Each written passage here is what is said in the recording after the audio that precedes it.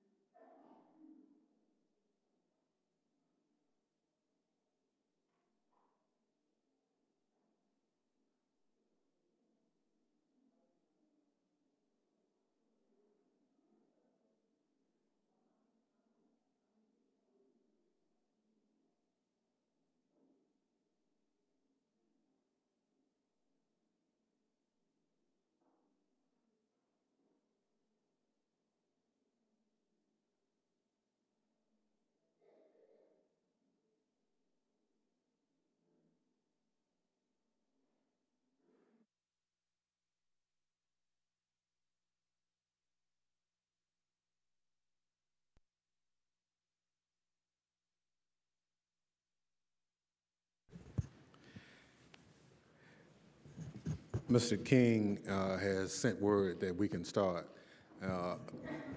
because we want to take full advantage of the Secretary's time that he's with the committee. The Committee on Homeland Security will come to order. The committee is meeting today to receive testimony on the President's fiscal year 2009 budget request from the Department of Homeland Security. On behalf of the committee, Mr. Secretary, welcome. Today you will testify about the President's budget. That last time as Secretary of the Department of Homeland Security, which will official be your 5 years old on March 17th, 2008 of this year. I thank you for your testimony and your service at the department. In today's hearing, the committee is reviewing the President's fiscal year 2009 budget request from the department, a budget which you state that will protect the nation from dangerous people and goods, protect critical infrastructure, improve emergency preparedness and response, and improve the operation and management of the department. Like you, Mr. Secretary, I'm committed to a homeland that is truly secure. That is why, when I assumed the chairmanship of this committee last January, I unveiled my 8 goals in charting the course toward freedom from fear. Those items are improving the functionality, governance, and accountability of the Department of Homeland Security, enhancing security for all modes of transportation, response, resilience, and recovery in the wake of a national catastrophe, shielding the nation's critical infrastructure from foreign and domestic terrorism, securing the homeland and preserving civil liberties in times of terror, connecting the dots, intelligence, information sharing, and interoperability, implementing common sense border and port security, inspiring minds and developing technology, the future of Homeland Security. Our nation is in a precarious state. We have an administration that has beaten the drums of war of terror, but has failed to propose a sound budget that addresses mass transit and rail security concerns. This administration has boasted about our first responders, but now proposes to eliminate the SAFER grant program, cut fire grants by 50%, zero out the Metropolitan Medical Response System, and reduce funding for the Emergency Management Performance Grant program by 1/3. We've heard high rhetoric about supporting state and local governments, but then the President's budget shortchanges them by slashing the funding for the State Homeland Security Grant program by 79%. That being said, not all is lost with the budget. I will note that there are increases proposed in the budget for cybersecurity and border security. However, I fear that behind the, quote, increases lurks more problems than answers. For example, I look forward to hearing from you which metrics the department has to measure the budget's effectiveness at stopping terrorism, preparing for natural disasters, and improving the nation's resiliency to man-made emergencies. I would also like to know what safeguards exist in the budget that will ensure contracts are not given away to friends of the administration, while small, minority, and women-owned businesses are shut out of the competitive process. At the end of the day, Mr. Secretary, the committee wants a robust department with a clear mission, trained personnel, and the necessary resources that are vital to the security of the homeland.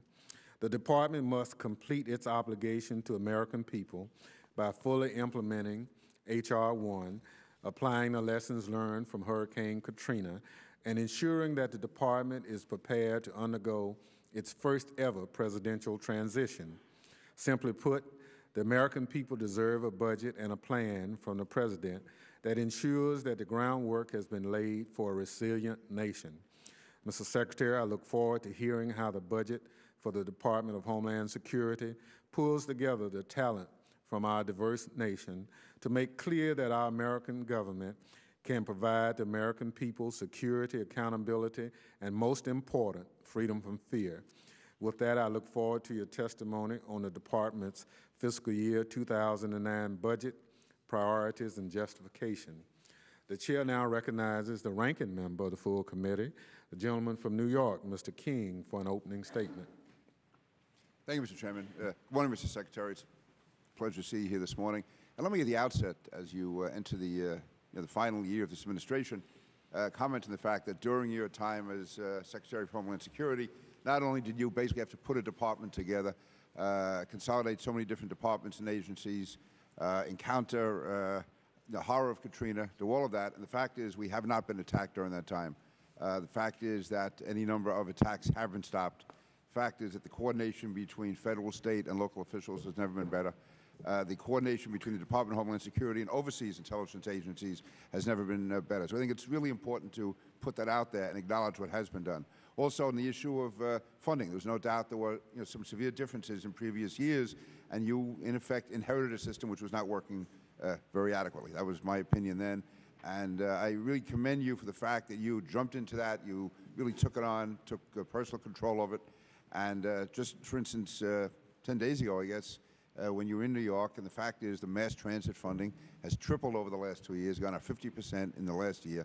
And this is, to me, work which is often not acknowledged. We get sidetracked into different issues or that issue, and it's easy to make headlines or criticisms. But the fact is, the bottom line, extraordinary progress is being made. More obviously has to be made because we have an enemy which is also constantly adapting. But I think it's very important we put that out there. Also, for instance, when you meet with Customs and Border Protection, you realize the job they are doing, not just in the border itself, but at our ports and docks, the work that they're doing. TSA, which really is a thankless job. It's very easy to take shots at what they're doing and not doing. But again, the fact is, there's been no plane attack at all since September 11th. And the way TSA responded to the threats of the summer of 2006, I think, speaks volumes as to what is being done. Having said that, I have certain criticisms with the budget, not at all with your leadership there. But even though the budget is up over last year's, it's still considerably below the enacted levels that Congress enacted last year. And I will say this to the chairman while he's here, that I will work with him to try to increase the amount of the budget, certainly on grants. I believe the SAFER grants, money going to police, fire, mass transit, port security, all of that, we cannot afford to be cutting back on the numbers of those. And I'm confident that if we do work in a bipartisan way, we can achieve that. And I'm not trying to bring you into that dispute we're going to have here on Capitol Hill, but I do want to make you aware of that. Also, Mr. Secretary, I think one place which Congress has not done the job, and that's on the consolidation of committees and jurisdiction. I believe when the 9/11 Commission report came out, they criticized the fact that the department had to go before 88 committees and subcommittees. I think that's now been reduced to 86. And obviously, it's important that there be congressional oversight. And I agree with the chairman on this. Congressional oversight is vital. But if you and your assistants and deputies spend all of their time, or so much time testifying in Capitol Hill, that's time that you're not defending the country. And it also, much of it is repetitious, much of it is superfluous, it's overlapping, it's each committee trying to get a piece of it, trying to keep their jurisdiction, and it really is counterproductive for the homeland security of this country. And I would hope we can make more efforts, again, whether it's Democrat or Republican leadership, we can find a way to just do a much better job of consolidating the whole issue of jurisdiction. And also, this is an issue which I've mentioned for the chairman before. I know he's indicated he's not certain that there's going to be an authorization bill this year. I would just ask him to do all that he can sometime during this year to get that authorization bill done. I think it's important for the department. I think it's important for the entire issue of Homeland Security, but it's also important for us as a committee to establish our bona fides as the prime committee dealing with Homeland Security. Whether or not the Senate does it should not be the issue. We did an authorization bill in 2005, in 2006, 2007 under Chairman Thompson's leadership last year, and the bill went through in a very bipartisan way. We worked together on it. I think that was good for the country, good for both parties, good for the Department of Homeland Security, and good for the Congress. So, Mr. Chairman, again, I would implore you to try to find a way to get an authorization bill done so we can fulfill our responsibility. And with that, Mr. Secretary, I thank you for your service and look forward to your testimony. Thank you very much, Mr. King. I assure you we are working on the authorization suggestion that you made. It might be a series, but we'll try to establish a procedure where I think we both can work cooperatively on, and I look forward to doing that with you. Other members of the committee are reminded that under the committee rules, opening statements may be submitted for the record. Again, I welcome our witness today. When he was confirmed in 2005, Secretary Michael Chertoff became the second person to serve as the head of the Department of Homeland Security. Prior to his confirmation, Mr. Chertoff served as a United States Circuit Judge for the Third Circuit Court of Appeals. Prior to that, he served as an Assistant Attorney General at the Department of Justice, where he was instrumental in helping to trace the September 11th terrorist attacks to the al-Qaeda network. He has served in a number of other public service positions. Mr. Chertoff, I thank you for your service. I appreciate you agreeing to testify here today. Without objection, the witness's full statement will be inserted into the record. Secretary Chertoff, I now recognize you to summarize your statement for 5 minutes, if you can. If not, we'll be more than generous. Thank you, ma'am. Thank you very much, Mr. Chairman. Congressman King, it's a pleasure to appear here. I believe this is my fourth budget hearing. We're also 2 days away from my third anniversary of being sworn in. And as you observed, it's the 5th anniversary of the department that is looming on the horizon in March.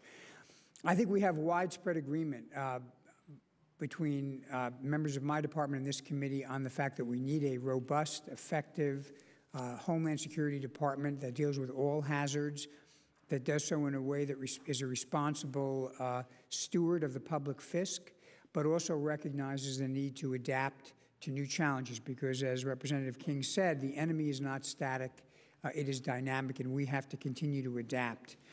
I believe that the budget that we propose for 2009 is sound and fiscally responsible. It advances the department's most critical priorities, focuses resources on the greatest risks, and gives our 208,000 employees the tools they need to continue to protect the American people. Like any budget, it reflects tough choices. There are many things one could spend money on in the area of Homeland Security as to which one can make a reasonable case.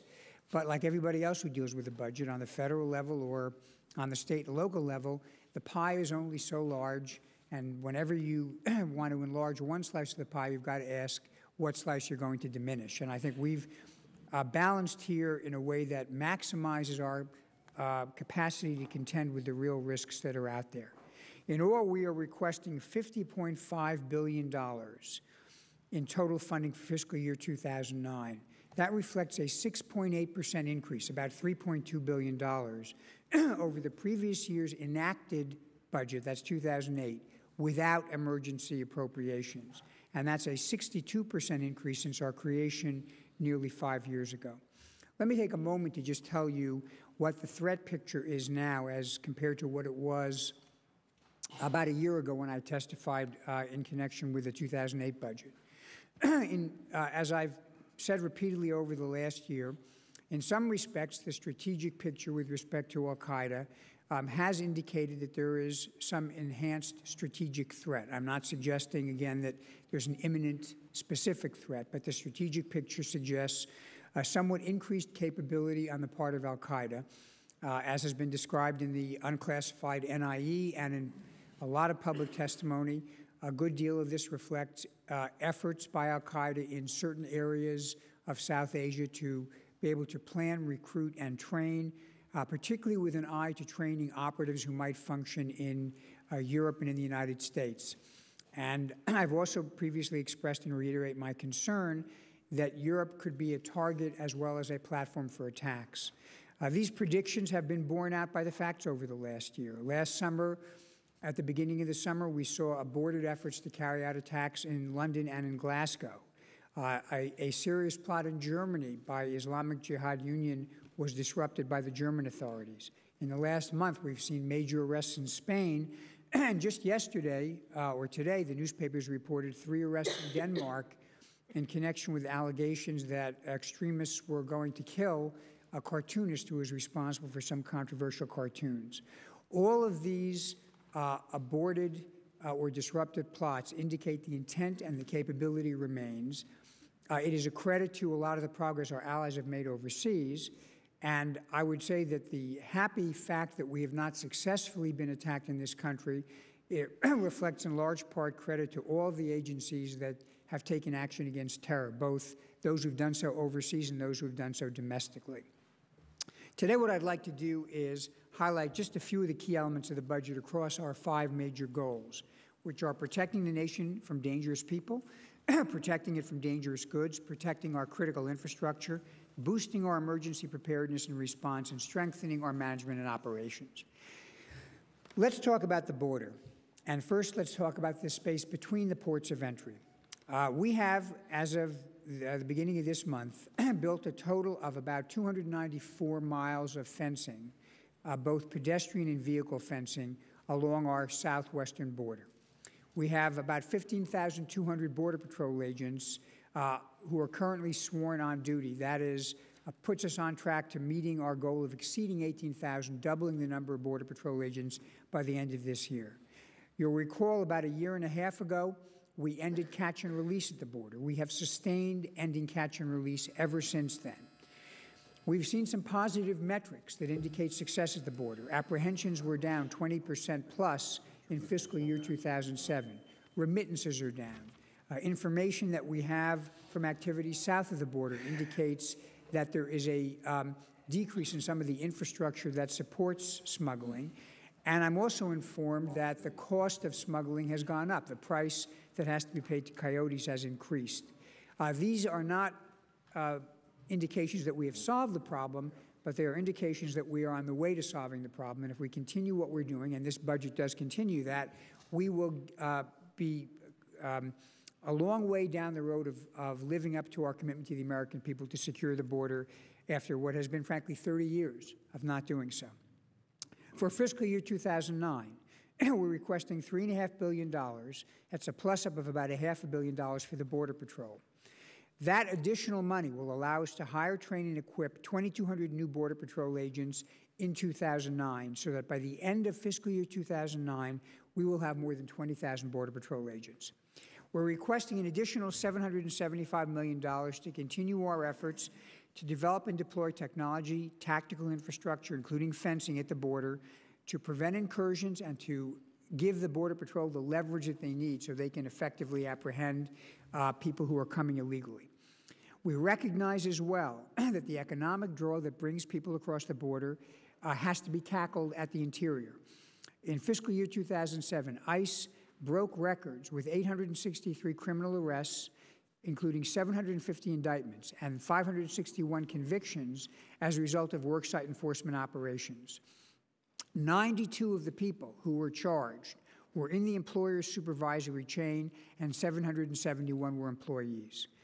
To continue to move forward in the interior enforcement area, we're requesting $1.8 billion. That's over $250 million increase to help ICE expand detention beds for a total of 33,000 beds. This is a 78% increase from where we were just 4 years ago. In all, we're requesting $3 billion for ICE interior enforcement-related activities, including fugitive operations, the criminal alien program, which removes illegal aliens from prison systems so they don't get released back into the community when they serve their sentences, supporting state and local government, anti-gang initiatives, and worksite enforcement. Finally, we're requesting $100 million, that's an increase of $40 million, for our E-Verify system, which gives employers an automated system to run employment authorization checks against DHS and Social Security databases. We have dramatically increased the number of employers who are voluntarily using the system. It's now up to 52,000. I think we're adding them at a significant rate. It is important, by the way, that Congress reauthorize the program because the program's authority runs out at the end of this year. There's a great deal of demand for the program. It helps employers. It helps us enforce the law, and we want to continue to build on it. The next challenge, of course, is protecting our nation from dangerous goods. As of the end of last calendar year, we are scanning virtually 100% of containers coming in at the southern border and at our seaports. That is a dramatic increase from where we were several years ago when the number was about 0. We're at about 91% at the northern border, and at the end of this year, we expect to be at close to 100% there as well. That is a big step forward in protecting against weapons of mass destruction. Our container security initiative has been launched, has been expanded to 58 foreign ports.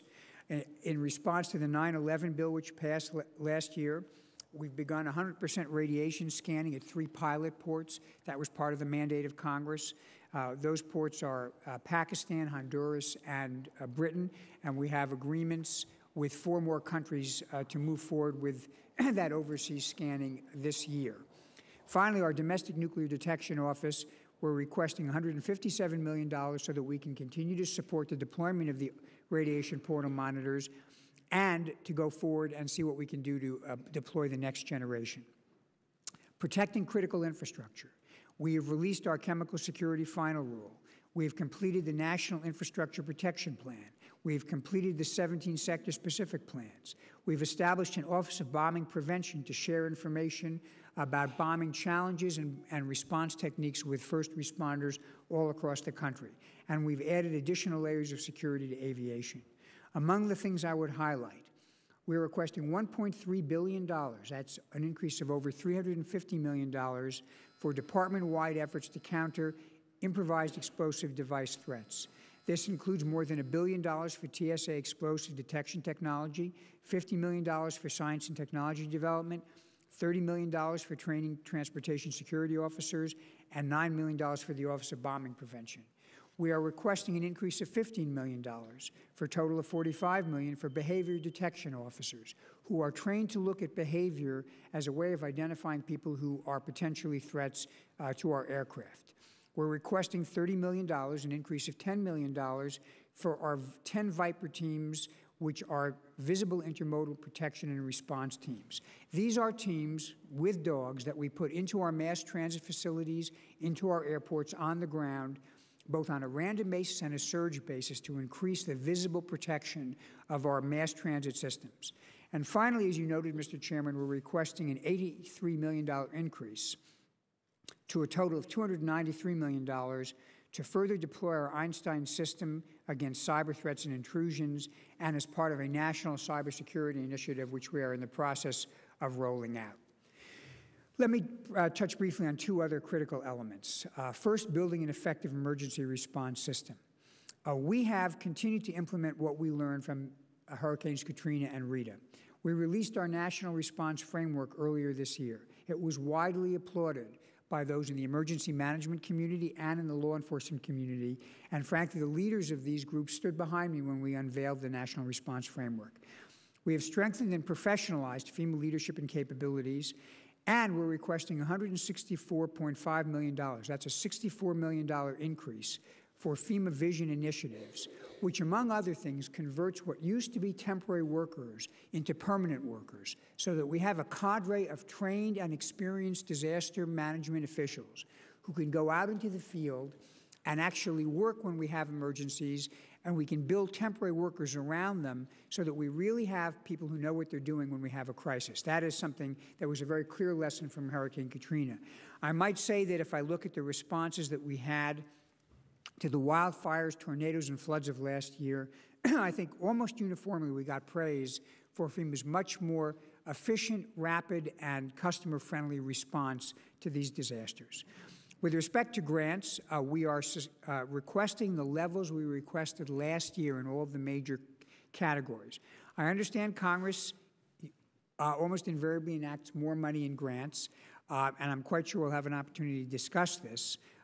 We have set levels that we think over time get us to the right degree of preparedness, and we are seeking to sustain those levels. You could make the case that you can spend more, but again, I have to go back to that pie. If you're going to cut money out of if you're going to add money to the slice of grants to state and local government, you're going to take it out of something else in our department. And frankly, there are some missions that only we can do. And if we don't do them, nobody else is going to do them. So I think we have tough decisions to make, and I'm prepared to address them further. Finally, although not glamorous, there is the very important work of allowing the department to become a fully mature, well-managed department in terms of its institutional capabilities. We're requesting $120 million for the DHS headquarters project. This is the only major area in which we were disappointed in the 2008 omnibus appropriation when we didn't get any money for this. It may seem bricks and mortar don't add value, but I can tell you in terms of morale, in terms of capability of managing, in terms of being able to put into place the very things which assure that we are responsible stewards of the public purse, having an ability to bring people together and work efficiently is critical in order to get the job done. I hope we can get the money for that this year. Finally, I want to say, Mr. Chairman, I'm very focused on your to-do list, which you presented to me last year, about things you were particularly concerned about. And I think we have either completed these identified tasks or we are on track to meet the scheduled requirement of completion. Vacancies. We've added 113 executive positions this past calendar year. Our vacancy rate is now about 10%, putting to one side the 40 new SES allocations, which we just received about 2 months ago. So I think we are at or better than the mark of most departments. With respect to container security standards, we published a request for information on December 12th, and we've received 10 responses. As I indicated, we released the National Response Framework. With respect to the Transportation Workers Identity Credential, enrollments began on October 16th in Delaware. We've had more than 148,000 pre-enrollments, more than 78,000 enrollments, more than 30,000 cards printed, and more than 16,000 activated. On explosives detection, we sent our interim passenger security strategic plan to Congress in October and expect to produce the final plan as required by law in June. And finally, on our critical border security initiatives, we expect to publish a proposed rulemaking soon that will require the transportation industry to deploy biometric U.S. visit-exit procedures at airports and seaports by the end of 2008. This is a very important initiative. I'm going to tell you there's going to be pushback by the industry, but we're going to be resolute in pushing ahead with an initiative which is long overdue and is important also as part of the President's commitment to the visa waiver program. We have also conditionally accepted P-28, and we are now reviewing it in terms of final acceptance, and I'm prepared to talk about that as well. Finally, Mr. Chairman, I want to thank you again for your support. I want to echo what Representative King said. We welcome oversight. We've engaged, I think, frequently, both formally and informally with the committee, as well as with your counterparts in the Senate and the appropriators. What would be helpful to us, though, is to have a reasonable number of oversight committees. The difficulty with many committees is not merely the multiplication of duplication of effort, but the fact that we get conflicting signals. This committee, as far as the House is concerned, and the Appropriation Committee, are the two committees that are best situated to have an overall picture of what it is we do and what we have to accomplish. And both for me and whoever my successor is, it'll help us enormously if we can rationalize this process. Thank you very much. Thank you very much. For the committee, there's a motion to adjourn on the floor, and we have some 3 minutes left before time's called. So, Mr. Secretary, if you would, we'll reconvene shortly after the vote.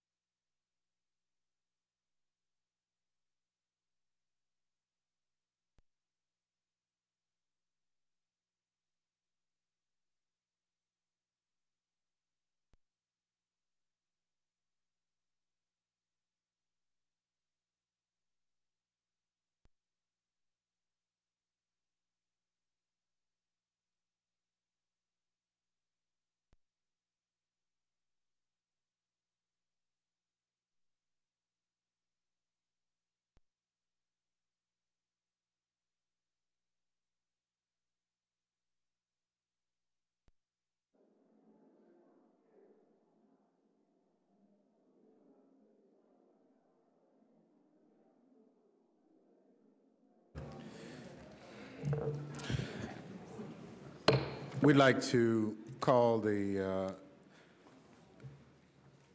recess meeting back to order. In case you don't know, they just called another motion to adjourn as soon as we got back from that one. But in the interest of time, we will do as much as we can and move forward. Again, thank you, Mr. Secretary, for your testimony on the budget, and I look forward to working with you on them. Mr. Secretary, as you know, one of the 8 priorities for securing the nation is preserving civil liberties in times of terror. The committee is concerned with the department's proposed National Applications Office, which would expand the use of spy satellites for new homeland and law enforcement purposes. Although the numbers and personnel details for the NAO are classified, the President's 2009 budget assumes that you will be addressing our privacy and civil liberties concern with the program. It's been 5 months, and the committee has yet to hear anything. What can you tell us today that would give us greater confidence that the NAO will not violate the constitutional rights of Americans? Well, Mr. Chairman, as you know, I'm actually going to meet with you later today and with Representative King and I think hopefully with others as well to talk about the NAO charter, which is really been completed in draft form. Let me give you kind of just a general high-level outline of why I think this actually enhances privacy and civil liberties. We're not proposing to expand the uses to which satellites are put. We're proposing to rationalize and in a more orderly way control the way satellites are used domestically, which will actually make it less likely that someone will violate civil liberties. And the charter lays down some basic principles. The first principle is that nothing we are creating in the National Applications Office will in any way suspend, circumvent, or evade existing or future laws that restrain the use of any technique on a civil liberties basis. Second, we are explicitly disavowing the use of the National Applications Office as an office that would be involved in the interception of verbal or written communications. The interception of oral and written communications is currently undertaken either under Title III of the Omnibus Safe Streets Act or under FISA, and that will remain controlled by those statutes. We don't propose to get into that business. Third, there is a very stringent procedure with respect to any novel technologies that are proposed to be used, that before such a technology is authorized, lawyers from all the relevant departments assure themselves that any legal requirements have been met. If, for example, a technology were proposed to be used that arguably infringed on Fourth Amendment rights, then we would require a warrant from a judge before we actually authorized it. What this will wind up doing is taking what is currently an ad hoc system where people individually go to the satellite operators and ask for help and put it into a system which is visible and accountable, which is a plus for civil liberties. Finally, before we actually turn the lights on, so to speak, we will be preparing and submitting a privacy impact assessment and a civil liberties impact assessment as required by, I think, last year's Appropriations Act, and that should be forthcoming in the next couple weeks. Thank you. Well, I look forward to our meeting later today to go over some other details with that. Earlier in your testimony, you also referenced that you're requesting the same amount of grant money for programs that you requested last year. Yet, as you know, some of those programs are either scheduled for elimination or reduction. Can you explain your comment there? Sure. I think there are a couple of small programs where we have made some reductions, but in the major programs, urban area security initiatives, our request this year is higher than our request last year and higher than what was enacted. That reflects, by the way, our general effort to drive in the direction of risk-based grants. In the area of state homeland security grant programs, while that particular line item is reduced from our request last year by $50 million, we have added $110 million in a new program called National Security and Terrorism Prevention Grants. which nets out to basically a $10 million increase in this type of function over our last year's request. Port security grants, we're requesting what we requested last year. Rail transportation security grants, we're requesting what we requested last year. Bus security grants, we're requesting what we requested last year. I recognize that what was enacted exceeds the requests, and there are obviously some differences about how we cut the pie up. But in terms of our own, the way we have projected forth a disciplined grant allocation program over a period of years, we are at or exceeding our prior year's requests. And I might add, there was some pretty vigorous debate about this, and I think we actually came out pretty well. Well, but you do understand that Ranking Member King and myself raised the issue in our testimony that there is some difference of opinion between reducing programs, zeroing programs out, and that money. So at some point, I'm sure you'll see that debate surface again. In the interest of time, I'll yield 5 minutes to the ranking member before we have to go vote again.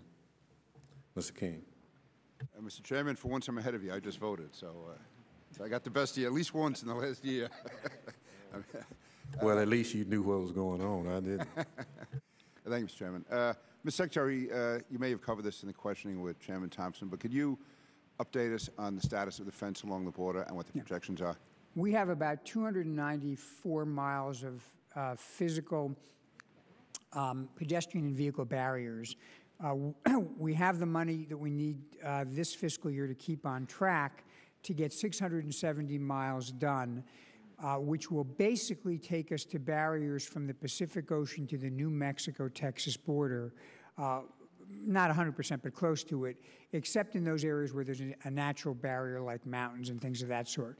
We also have plans to build a significant amount of mileage in Texas, but less. I'm pleased to say that last week, and Representative Cuellar on this committee was present and very helpful in this, we reached an agreement with Hidalgo County, Texas, in which we will actually combine their levee strengthening money and our fence money to build a wall that will serve both as a flood protection wall and as a barrier to illegal smuggling. And that'll obviously, we consider a wall to be equivalent to a fence functionally.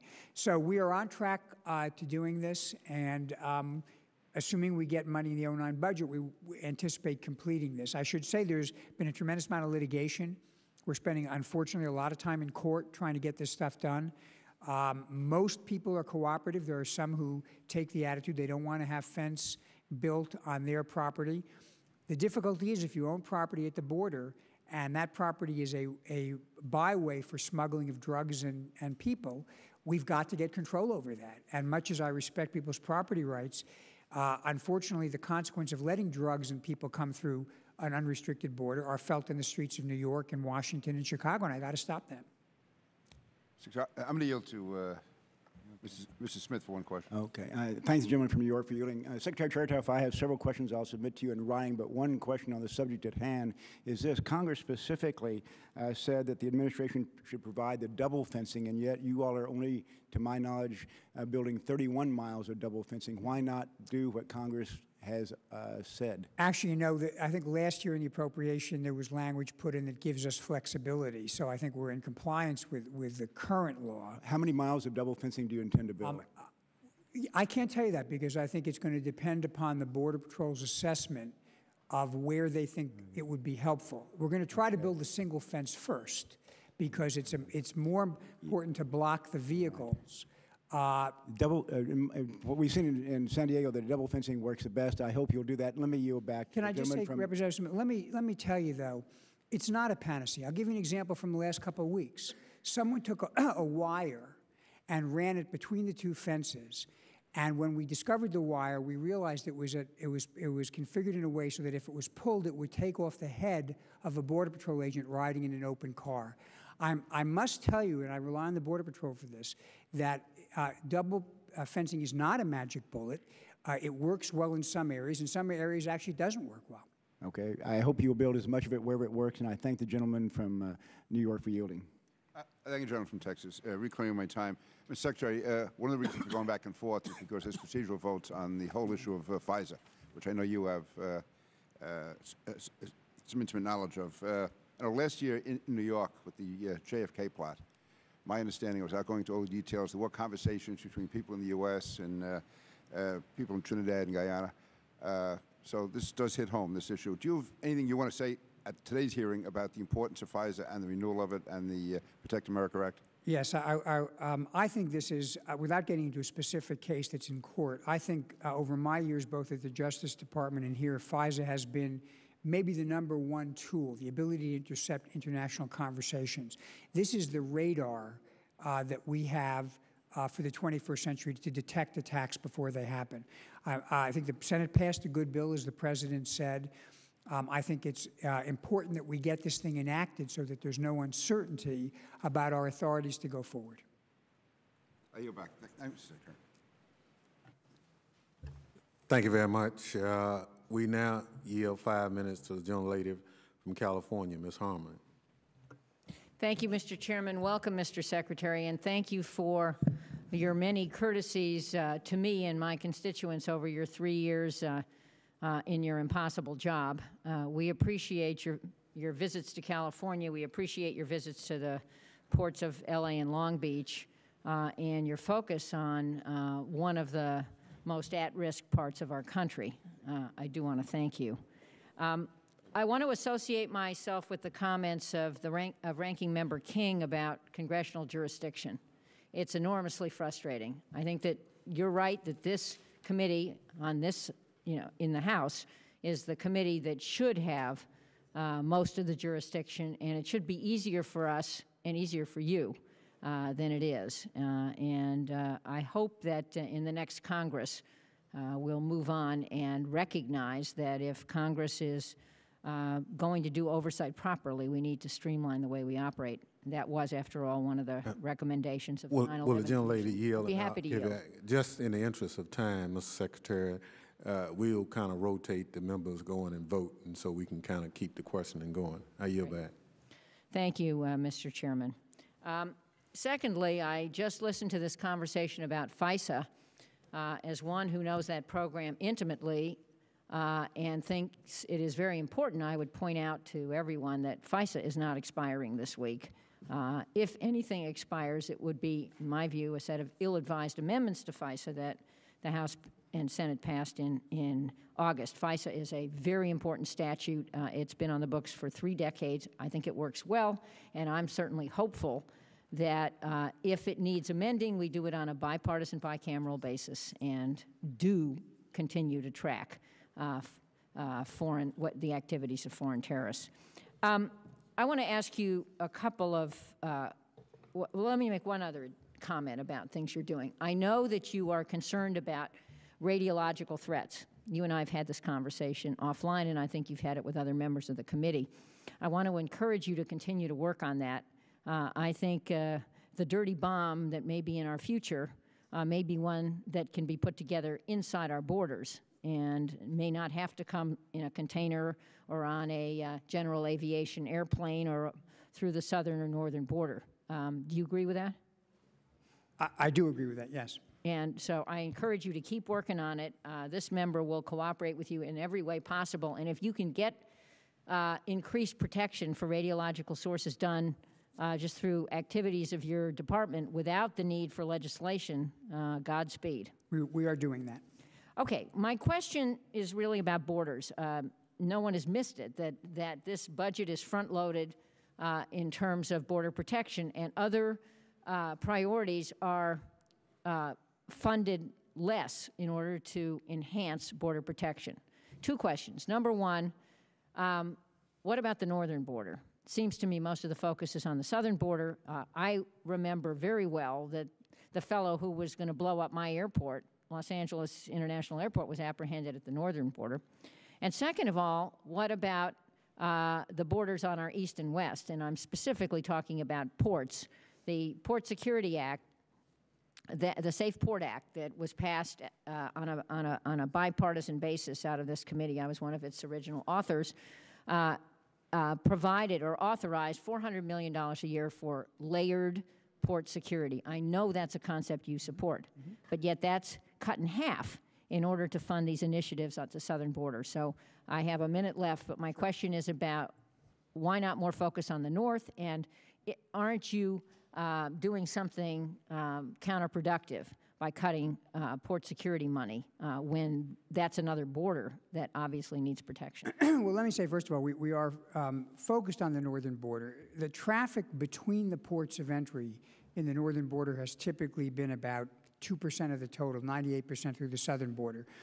There's plenty to be done. We have to kind of attack the biggest problem first. But one thing we have done in the northern border, where I agree with you, I think in some ways from a terrorism standpoint, historically it's actually been a bigger challenge, is historically they've moved through the ports of entry. And what we have done in addition to recruiting and training more inspectors, and we have 400 in this year's 400 plus, I think, in this year's appropriation. We're seeking to have more in next year's. We have tightened up on the documentation. We've eliminated oral declarations, which is going to be a big step forward. I might add, over a tremendous, vociferous protest. And I'm also happy to say that we have tracked the progress of this, and it seems it has not caused the dislocations that were feared. As far as the ports are concerned, I agree with you. The ports, and in fact, between the ports, are borders. We have put, I think, in the past several years, a total of $16 billion in terms of port security. If you look at not only at grants, but if you look at Customs and Border Protection and Coast Guard, we are putting more money in both of those in fiscal year '09. I might add, by the way, that one of the things we're doing is the Coast Guard is developing a small boat strategy to look at what is between the ports, because frankly, that's where experience shows us a lot of smuggling takes place. I'm going to say this over and over again in the hearing. There are many good things we could do. As with anybody else who works with a budget, we've got to start somewhere. I think we're making progress. I'm sure that future budgets will address these other issues. Thank you, Madam Chair, and thank you, Mr. Secretary. Thank you, Ms. Harman. The chair now recognizes Mr. Davis of Tennessee for 5 minutes. Thank you, Madam Chairman, and thank you for being here. Thank you for your testimony. Could you bring me up to date on the 287G program a little bit and what your plans are in this budget moving forward? We are seeking additional money for 287G in this budget, and it's been a very effective program. It's, of course, a voluntary program, and we have a backup of jurisdictions that have requested the training. We also have what I call 287G Lite, which is what we call ICE Access, which is a program we can use to train people in state and local government to work with us that is maybe not quite as soup to nuts as the 287G program, but is still effective, and we are providing that as well. I hear from my district that local law enforcement has requested help from the federal government, and they're being told there's just not enough people, not enough money, not enough support at the federal level. Well, I'll tell you, we are enacted in 2007 was $46 million. This past year, it's $78 million, and we're requesting $92 million. So we are certainly adding money, and we're eager to help. Of course, again, demand probably outstrips supply, but we're going to try, where we can't give people the full 287G program, ICE Access is a kind of a 287G Lite, which we can provide. Could you tell me what you're doing in relation to Real ID? Yes, we issued new regulations. This was designed to address the concern that it was exorbitantly expensive and too much for the states to bear. We cut the cost by three quarters. The main way we did that is we made some adjustments in the actual physical characteristics of the card stock to take account of some things that states were doing. And we also, for the category of people over 50, extended the time period for bringing everybody into the Real ID system so that it's synchronized with the ordinary state renewal periods.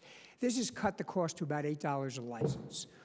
I think what I've heard back is that has largely removed the objections based on cost. And last I looked, and I may be a little out of date, over 40 states have indicated that they're interested in participating in this. That represents over 80% of the American driving public. I am confident we will get the vast majority of states on board with this. by the time we come to the deadline at the end of March. I do have to say this, though, Congressman. There are some people who have an ideological problem with this. I frankly don't understand it, because I think if you're going to ask people for identification, it's crazy to make it easy to forge the identification.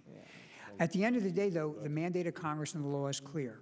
If states have not gotten a waiver or sought a waiver by the end of March, we will have no choice but to say that for federal purposes, their licenses are not acceptable as federal identification. So, first of all, I don't bluff. But even if I were a bluffer, I would be legally constrained against bluffing. So we're going to try to work with everybody. We've been very encouraged by the response we've gotten, but we're very determined to move this forward. I have a large chemical manufacturer in my district. Can you tell us what your plans are dealing with chemical operations in the future? We have, based on the authority we got from Congress, for which we are grateful, we issued our regulations. We basically have divided the chemical industry into 4 tiers based upon the amount of risk, and that's driven by the size, location, and the type of chemical that you're manufacturing or storing. The top tier chemical manufacturers have been notified now by rulemaking about what they need to do to analyze the risk of their particular facilities. We're reviewing those analyses, and based on that review, we're going to require certain performance standards that have to be in place in order to satisfy the requirements of law. And then, particularly with respect to the top risk facilities, we'll be going out and inspecting those. I don't know the particular facility you have, but that's the process we have underway. Okay, one last question. I can tell you in my district, building a fence is very important to the people in Northeast Tennessee. I think it's something we need to do, be it a real fence, a virtual fence, some way that the American people feel like they're secure from people coming across illegally. As we move into the next budget cycle, how much of the fence, either real or virtual, will actually percentage-wise be built? Well, by the end of this calendar year, we'll be at 670 miles of barriers. Plus, we are continuing, we will have deployed 40 what we call mobile surveillance systems. That's ground-based radar. We will have our P-28 system and begin to deploy other camera-based and sensor-based systems. So I can't give you an exact percentage, but we will have done we will have substantially put either real or virtual fencing or barriers across the entire border. Thank you. Thank you. Thank you, Mr. Davis. The chair now recognizes Ms. Sanchez for 5 minutes. I thank the chair, and thank you, Mr. Secretary, for being before us.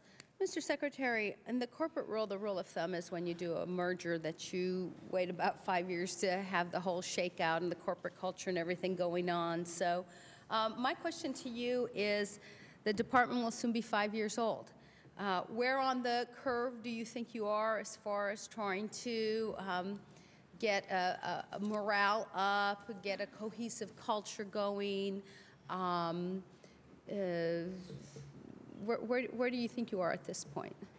You know, that's a question we've asked ourselves. We have a Homeland Security Advisory Council, and we had a subcommittee chaired by Herb Keller, who, as you know, is the virtually legendary CEO of Southwest Airlines, to look at the issue of how do you form a corporate culture. And they had a lot of very interesting and informative ideas which we've put into place. Let me tell you where I think we are.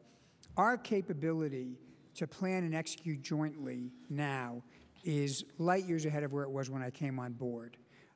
We have some more work to do this year, but we are building what we call, borrowing on the military phrase, J3, J5, planning and operations coordination capability that is able to give us visibility and planning capability to synchronize a lot of our different elements. We have built, through a series of management directives, incentives to develop career paths that require you to do joint activities or to serve in other components.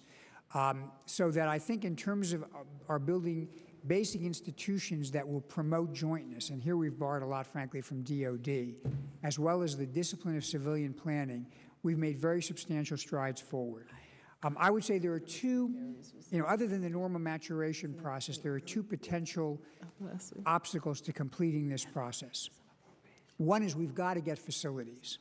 The need to have people work out of what are really jerry-built facilities does have an impact on morale and efficiency. And every other new organization in the fullness of time gets a headquarters facility for everything from health to security to efficiency. We need to get St. Elizabeth's done. The hot water pipes. You're still committed to St. Eve? Very much, yeah. And the hot water pipes broke at the NAC about a month ago. I mean, we really have to move on this. Because, one of the problems that I've seen is, for example, one of the things that was cut out of the budget were the monies for St. E's in this showdown with the president. I mean, how do we get this on track? And I'm looking at from a standpoint of the Inspector General was in, and he said, look, great vision at the department, terrible management. I mean, part of management is just not having to drive for 2 hours across town to go and see your subordinates. Yeah, that's amen. I mean, it's in the '09 budget. We fought to keep it in the '08 omnibus. That process got compressed, shall we say, at the end. And we were largely happy, but part of the issue is a large part of the budget is in GSA, and their piece was taken out. And then once their piece goes, our piece fell. But I'm making a point of talking about it now because I think it's really important in '09 to get this started. For all the reasons you've said, I couldn't agree with you more. If I think you have about $120 million in the '09 budget. Realistically, how much do you need, and how fast can we get this whole issue of a headquarters done for y'all? If memory serves me, I think in the '08 budget, we were looking to, GSA was looking for over $400 million for its piece of that. So since it's been bumped down the road, I mean, I think in a rough estimate, I think we're talking about that order of magnitude to get this process moving. We had, the original plan was to hope to start with getting the Coast Guard in there and get this up and running in 2011. We've lost a year. So I think, you can do the math. The one other thing I would say we need in terms of institution building is we need to stop reorganizing the department. I think at this point, you can debate whether we are in the optimal structure, but you can't grow a tree by keep tearing its roots up every year. I think we need some stability for a couple of years. If the next secretary... And I was going to ask you about that. I mean, some of the problems seem to be when I looked at some of the reports out of those being critical, in particular to management, is all of the political appointees and how people move around, and now with the new administration coming in. Well, one thing we are doing is we have made a conscious effort, and I've just about completed this, to make sure we have career officials in the number 2 or number 3 positions in all the operating components in the significant offices. So we will have personnel continuity. But every time we have a major reorganization, first of all, it freezes everybody. Everybody's uncertain about what the future of their job is. And we spend an enormous amount of time and effort reorganizing. This may not be the best of all possible worlds, but it's working well. And I think if we could get a breather, so the next secretary can take, 3 years, let's say, and kind of look at where things are, maybe they'll have some suggestions down the line. But at this point, stability, in both from a personnel and an organizational standpoint and a physical structure, those are the keys to really completing this task. Thank you, Mr. Secretary. Thank you, Madam Chair. Thank you, Ms. Sanchez. The chair now recognizes Mr. Rogers for 5 minutes. Thank you, Madam Chairman. Thank you, Ms. Secretary, for being here. I wanted to start off with a letter I sent you last week, and you sent me back a response today. And the letter dealt with the Center for Domestic Preparedness. And in that letter, I'd outlined my concern at the President's budget proposal, cutting it 25%, or $15.5 million. As you know, this is a very important facility in our country's effort to meet your 4th goal that you outlined in your 5 goals up there, of being able to have adequately prepared and effective responders. And in the President's proposed cut, he didn't offer any explanations for that, and I sent you a letter asking you to explain to me the justifications for a 25% cut. It was just arbitrary. Your letter today responded by saying that you believe the $47 million requested will be sufficient to support that mission.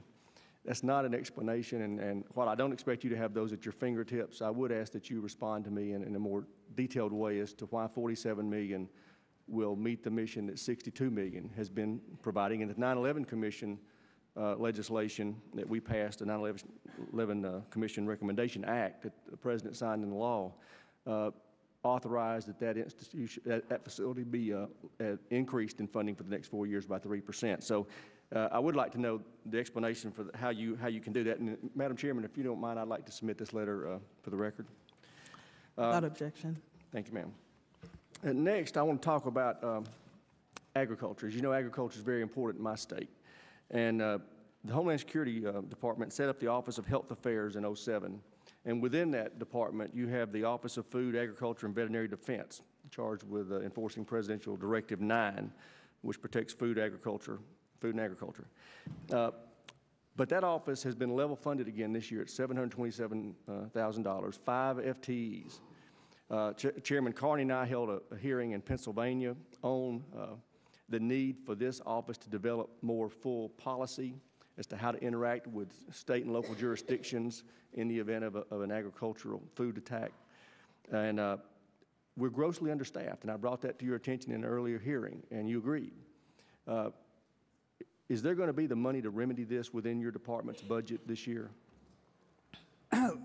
First of all, this is, of course, a new office, and the fact that we established it, I think, reflects our total agreement with you that an important element of Homeland Security policy and planning has to involve agricultural, food, and veterinary defense.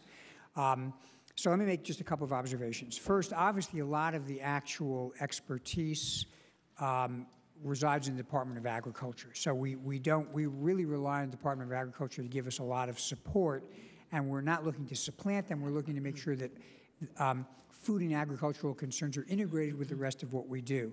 I should also observe to you that a lot of what we actually operationally do in the area of food and agricultural defense is with the operating components, specifically Customs and Border Protection. So if you were to look at all the assets that we put with respect to protecting our food and agriculture in this department and across the federal government, it would be much, much more than these 5 people. We are trying to grow the Office of Health Affairs. I'm going to come back to the same refrain I have. We have a lot of tough choices to make with a pie that, while it's grown, is still not limitless. We think that continuing the level of 5 this year allows us to continue what we've been doing in a way that's effective. It may be in 10, we're going to look at where we are and say at that point we should do a little bit more. We're helped by the fact that if we need support, we really do have other places we can go to, specifically the Department of Agriculture. So we're not, this office is not simply at sea by itself, but it's really partnered up with other agencies as well. Unfortunately, I've been seeing a little turf battles going on between the Department of Agriculture and Homeland, and that's unfortunate. But I would ask that you keep this at the fore of your mind, and if there's a way you can develop that office more fully, I think it would be good for our nation's food supply safety. Lastly, I want to talk about canines. As you know, I've got a special interest in that area, and I was pleased to hear that you talked about putting more emphasis in your effort to have a more explosive detection capability and using canines in that area. But as you know, we still purchase most of our dogs from overseas, and I would like to know if you've got the money in this year's budget for the establishment of a domestic breeding program as called for in the 9/11 Act. I know we are. I think we've got 775 canine teams that we've gotten. We started out with 475. We have 300 that are accounted for in the budget for '08. So we are going to want to do that. In terms of setting up a domestic breeding program, it's not. I have to confess, it's not quite clear to me how you encourage the dogs domestically to breed. Well, here's the problem. Like in TSA, most of your dogs you procure through the Department of Defense. Right. They go to Europe for you and they bring them back. But these are foreign sources. There's no reason why and they want the breeds because they have the unique olfactory capabilities to detect. Or the Malinois, I think, are the ones. Belgian Malinois primarily, but there are others. And my point is, this is too important of an asset for us to rely on these foreign sources. You're right. There's no rocket science to bringing these breeds over here and replicating that domestically, and that's what I'm asking you to do. I mean, it's not just a problem in Homeland. It's across the federal services. Yeah, I will certainly. I mean, and it's something we ought to look at nationally, because I do think the dogs are a fantastic resource. So I think, let's work with DOD, which is probably a larger consumer, if I can use that phrase, of dogs than we are, as well as others who use them, like in Department of Justice, see what we can do about that. I agree. Thank you very much. Thank you. Ms. Lofgren is now recognized for 5 minutes. Thank you, Madam Chair. Mr. Secretary, about 6 months ago, I first heard reports about a U.S. citizen, Pedro Guzman, who was born in Los Angeles, who had gotten himself caught by the Border Patrol in order to get back into his own country. And as we looked into it, he was deported even though he was an American citizen. And I had hoped that this was an isolated incident.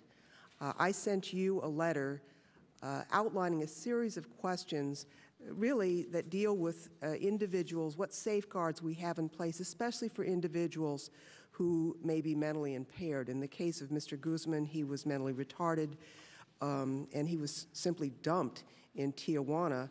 And his parents, as you can imagine, were frantic, trying to find him. And he eventually walked through the desert. A federal court ordered the Border Patrol to post his pictures and be on the lookout. But since that time, I've heard additional reports. In fact, we're going to have a hearing on this in the Immigration Subcommittee and Judiciary about U.S. citizens who have been detained for, in some cases, extended periods of time, or even a day or two.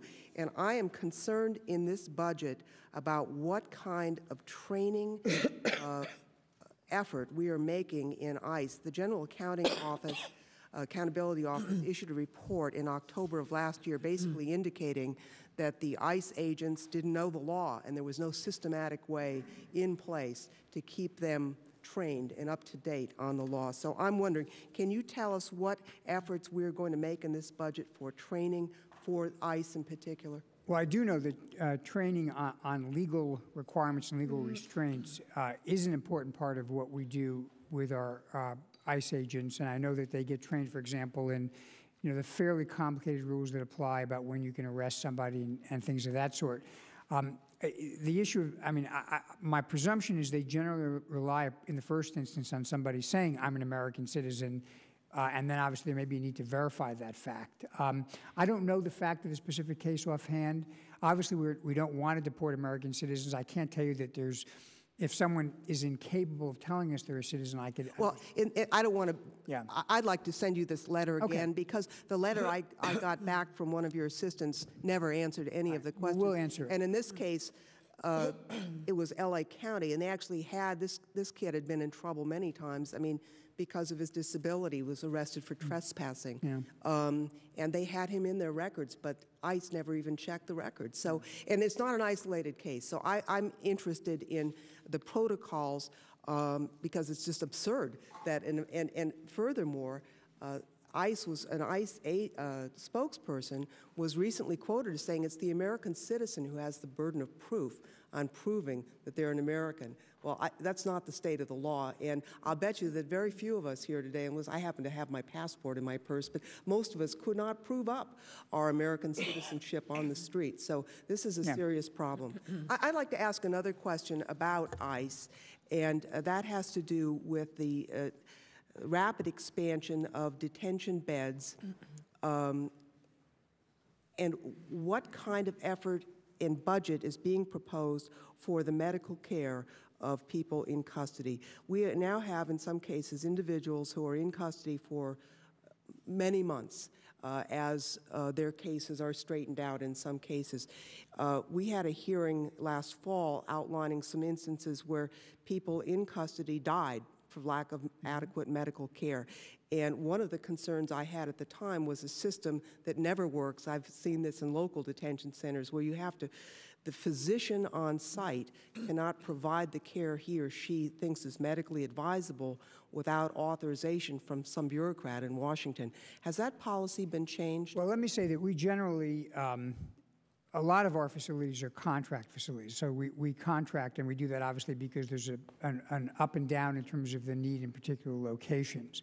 I know that we do pay attention to this as a matter that the issue of medical care in general is a matter that ICE looked into recently, and I think our statistics actually are better than the average prison statistics. The statistics don't matter if it's your father who died. I can say this to you. I mean, I don't have with me the details of exactly what our medical protocols are. I know one instance where we do take people as we find them, and so we do get people, for example, there was one case where somebody died where it emerged they'd come in with a mixture of coke and some other drug, and they OD'd on it. So we do take it seriously.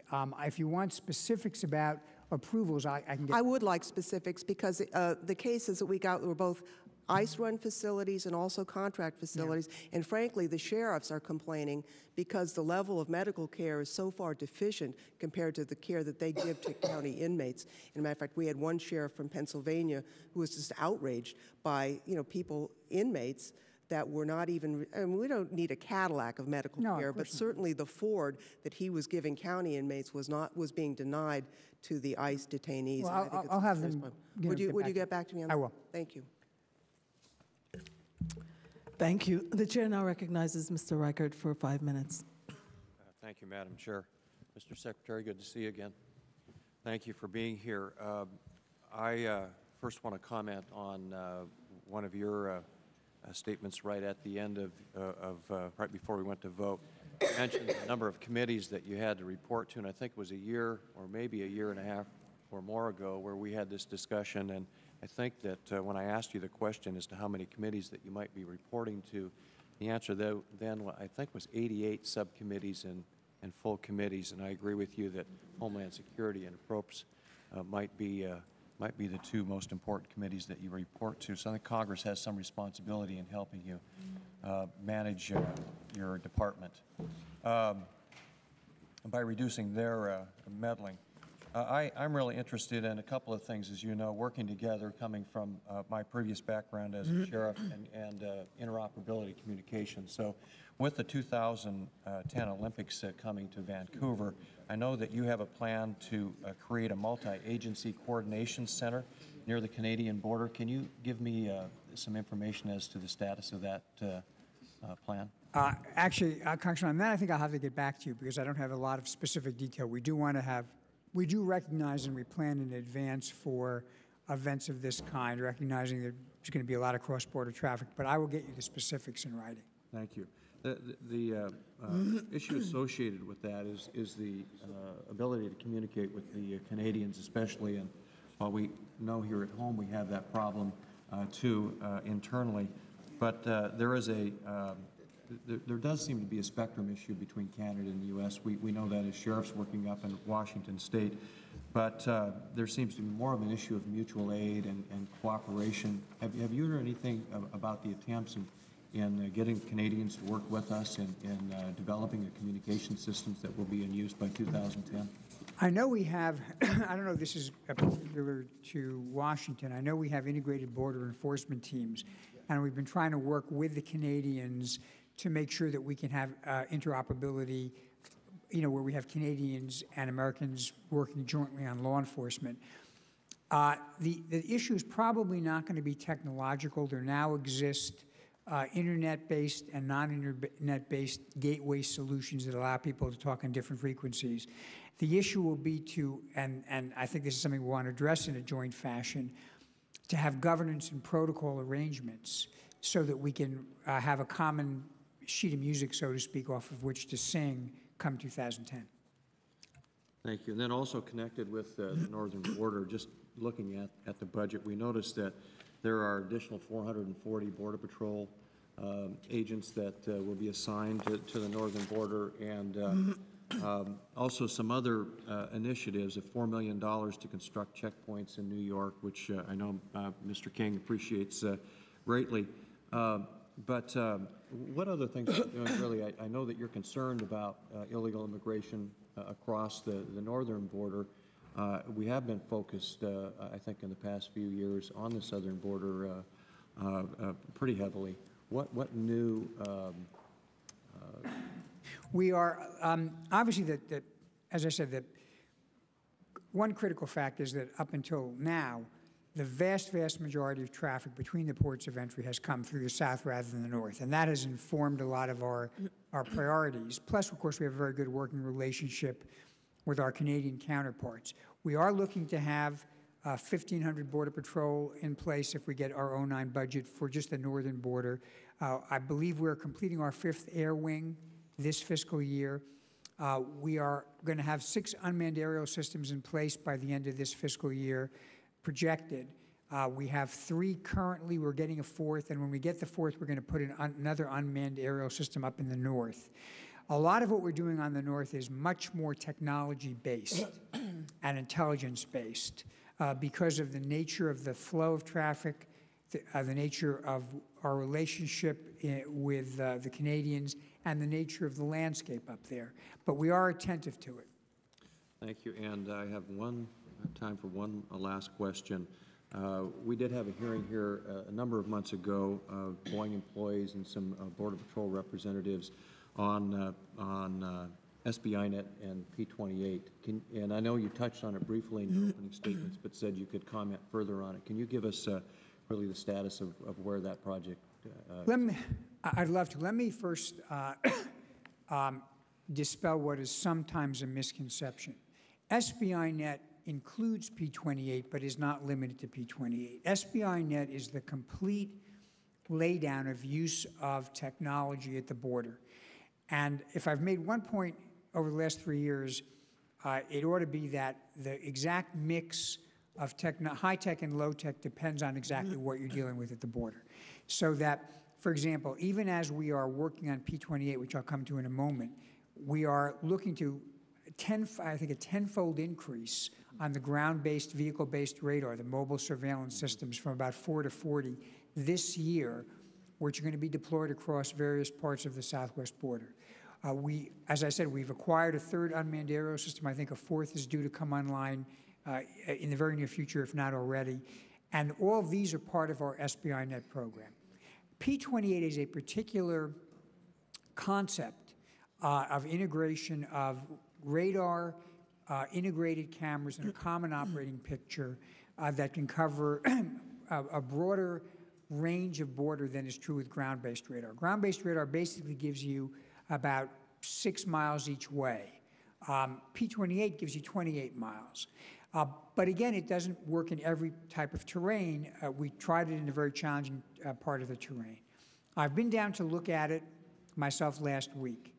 We are doing the final review with respect to final acceptance, and I think it looks good, although we haven't finally signed off on it. It's not to say it's perfect. As we have operated it, we've come to realize, and I think you probably have this from your experience too, that there are some features that we would like to change and make better. There are some features that we actually have determined we don't really need that much, and we probably ought to just, forget about.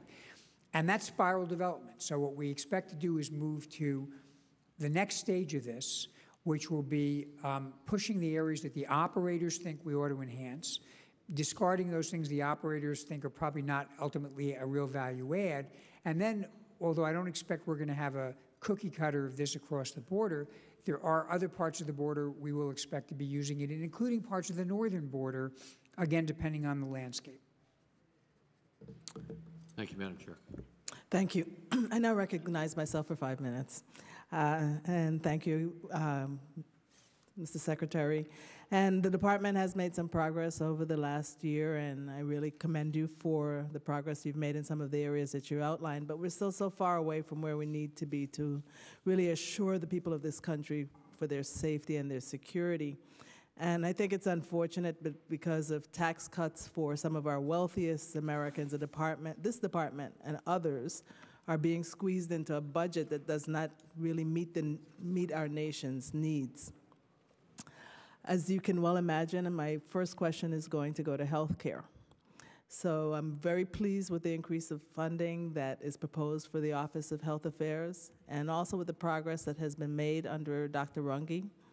I can remember when the office was first set up and he was brought in, we weren't sure what the role of that office was going to be. But I still continue to look for a commitment to really repair and strengthen and expand the capacity of our health care non-system to respond to, in the case of a disaster of any kind in this country. I haven't seen that kind of an investment in these 5 years, and I'm not seeing it in the '09 budget either. There was a report, an analysis done by Harvard Medical School and Cambridge Health Alliance that continues to show that the emergency rooms in this country are really overburdened, continue to be overburdened, that our hospital beds are short. And where in the 2009 budget is this addressed, if at all?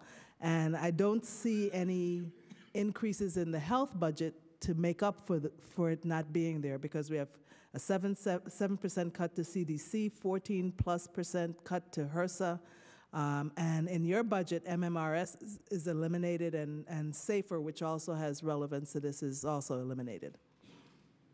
We, first, let me thank you for your comments about Office of Health Affairs, and I want to thank the committee for authorizing it. It's important to institutionalize this. We've also, as I said with respect to agriculture, we try to be clear that we're not trying to poach on the expertise of HHS and CDC and NIH. They are the experts. Our Office of Health Affairs is... But they don't have any money either. Well, I can't discuss their budget because I have very little visibility into it. I'm going to let the Secretary of Health and Human Services talk about his budget. But I want to make sure that the role of our office is clear. It's not meant to supplant HHS. It's meant to make sure that health, food, veterinary issues are integrated into our total planning and incident management, so that much of our emphasis is on making sure that we are driving forward on the process of planning for things like pandemic flu, and we have made a lot of progress in that regard. A lot of our focus is on making sure that we are focused on integrating intelligence about health through our NBIS or NBIC system. A lot of it is designed to move forward with BioWatch, which is the sensing system that would detect if there were a biological attack. And of course, we have a role to play with respect to BioShield, identifying the material hazard. So health planning and response is very important in our department, but I want to make it clear that it's a function that we exercise in partnership, and that much of the actual muscle comes from HHS. In fact, you recall we used to have certain health functions in DHS which were transferred back, emergency functions, medical response functions, which were transferred back to HHS. So in terms of what is being done to fund emergency rooms and things, I think I'm going to have to refer you to the department that would have the major role in health.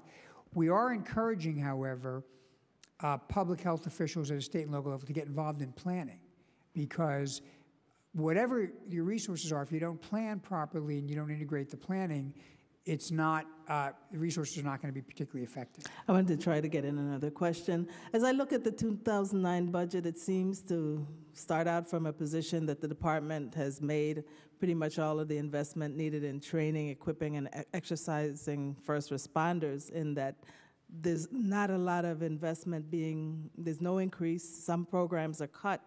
And so it seems as though the department is saying we've made most of the investment we need to make. We just need to maintain the status quo.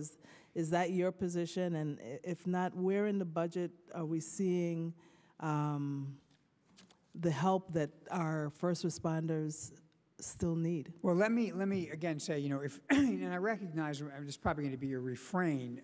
Congress has tended to enact more than we have requested, and we've projected requests based on a couple of principles. We do want to build capacity. However, it's not maintenance.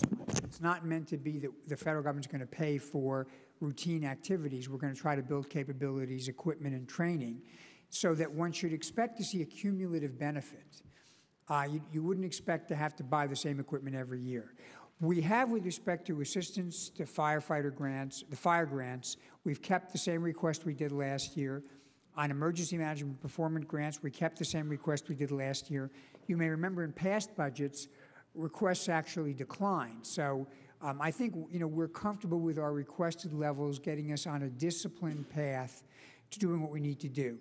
There are some, shall I say, perennial disagreements between Congress and the administration. Congress tends to, enact, the appropriators tend to enact a certain number of grant programs that are designed to pay for salaries and personnel and things of that sort. The administration takes the position that should be state and local, that we should be paying for capacity and equipment. So as the chairman said, I have no doubt we're going to embark on robust debate about the budget.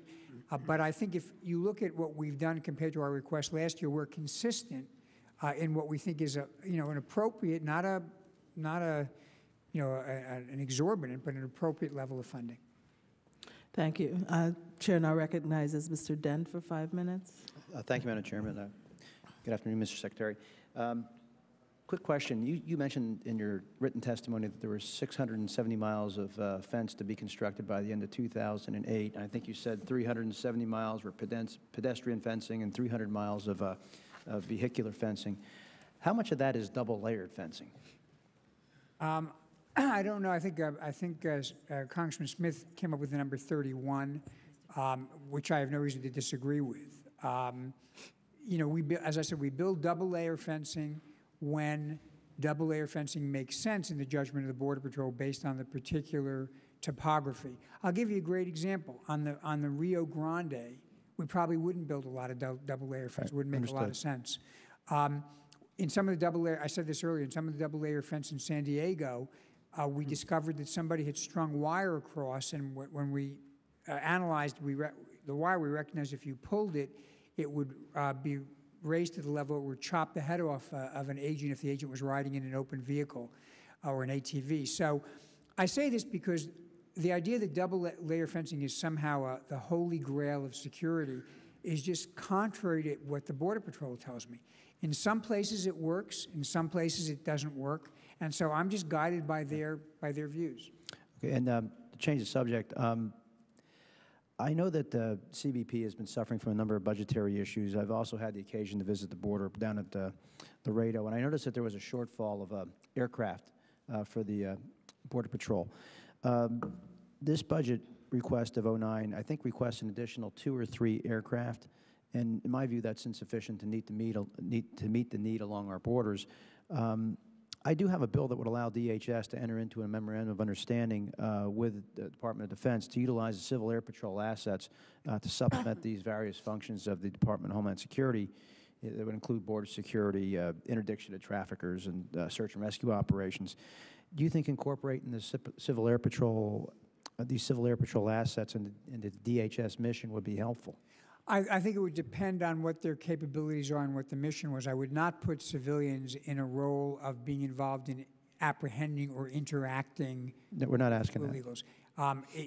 Assuming, and I can't assess the budgetary impact, but obviously additional eyes are always helpful. It just has to be handled in a way that integrates with the way we do our total operations. So it's certainly something I'll ask the Border Patrol to look at.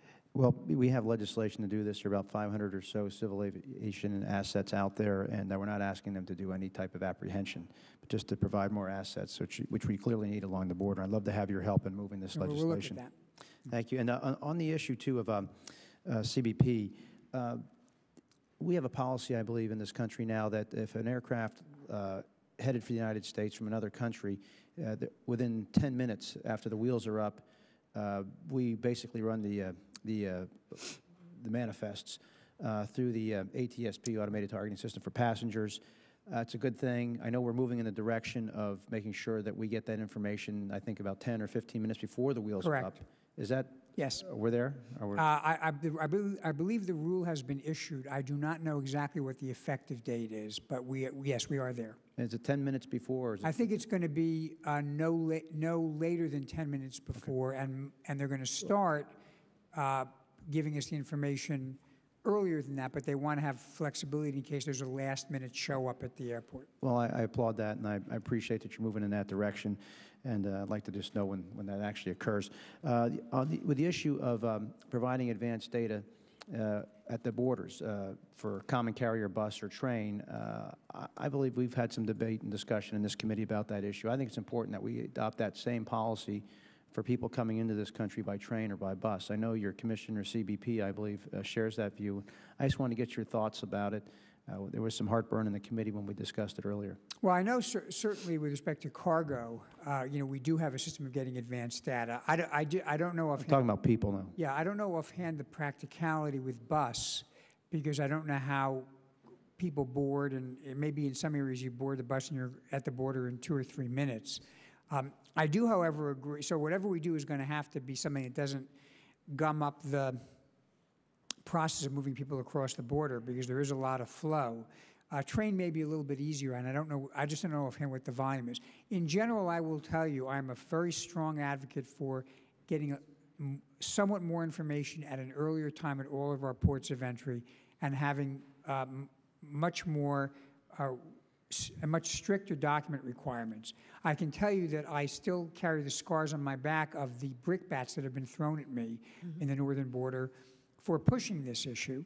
I am respectful of the fact that the people in both borders want to have a lot of free flow of people in trade, but I am also respectful of the fact that I have the responsibility to make sure that the consequences of missing a terrorist or a drug dealer are not visited upon the people who live in this country. So I am committed to you that as long as I'm in this office, we will move forward in a mindful but disciplined and determined way to continue to raise reasonable security measures at our land ports of entry.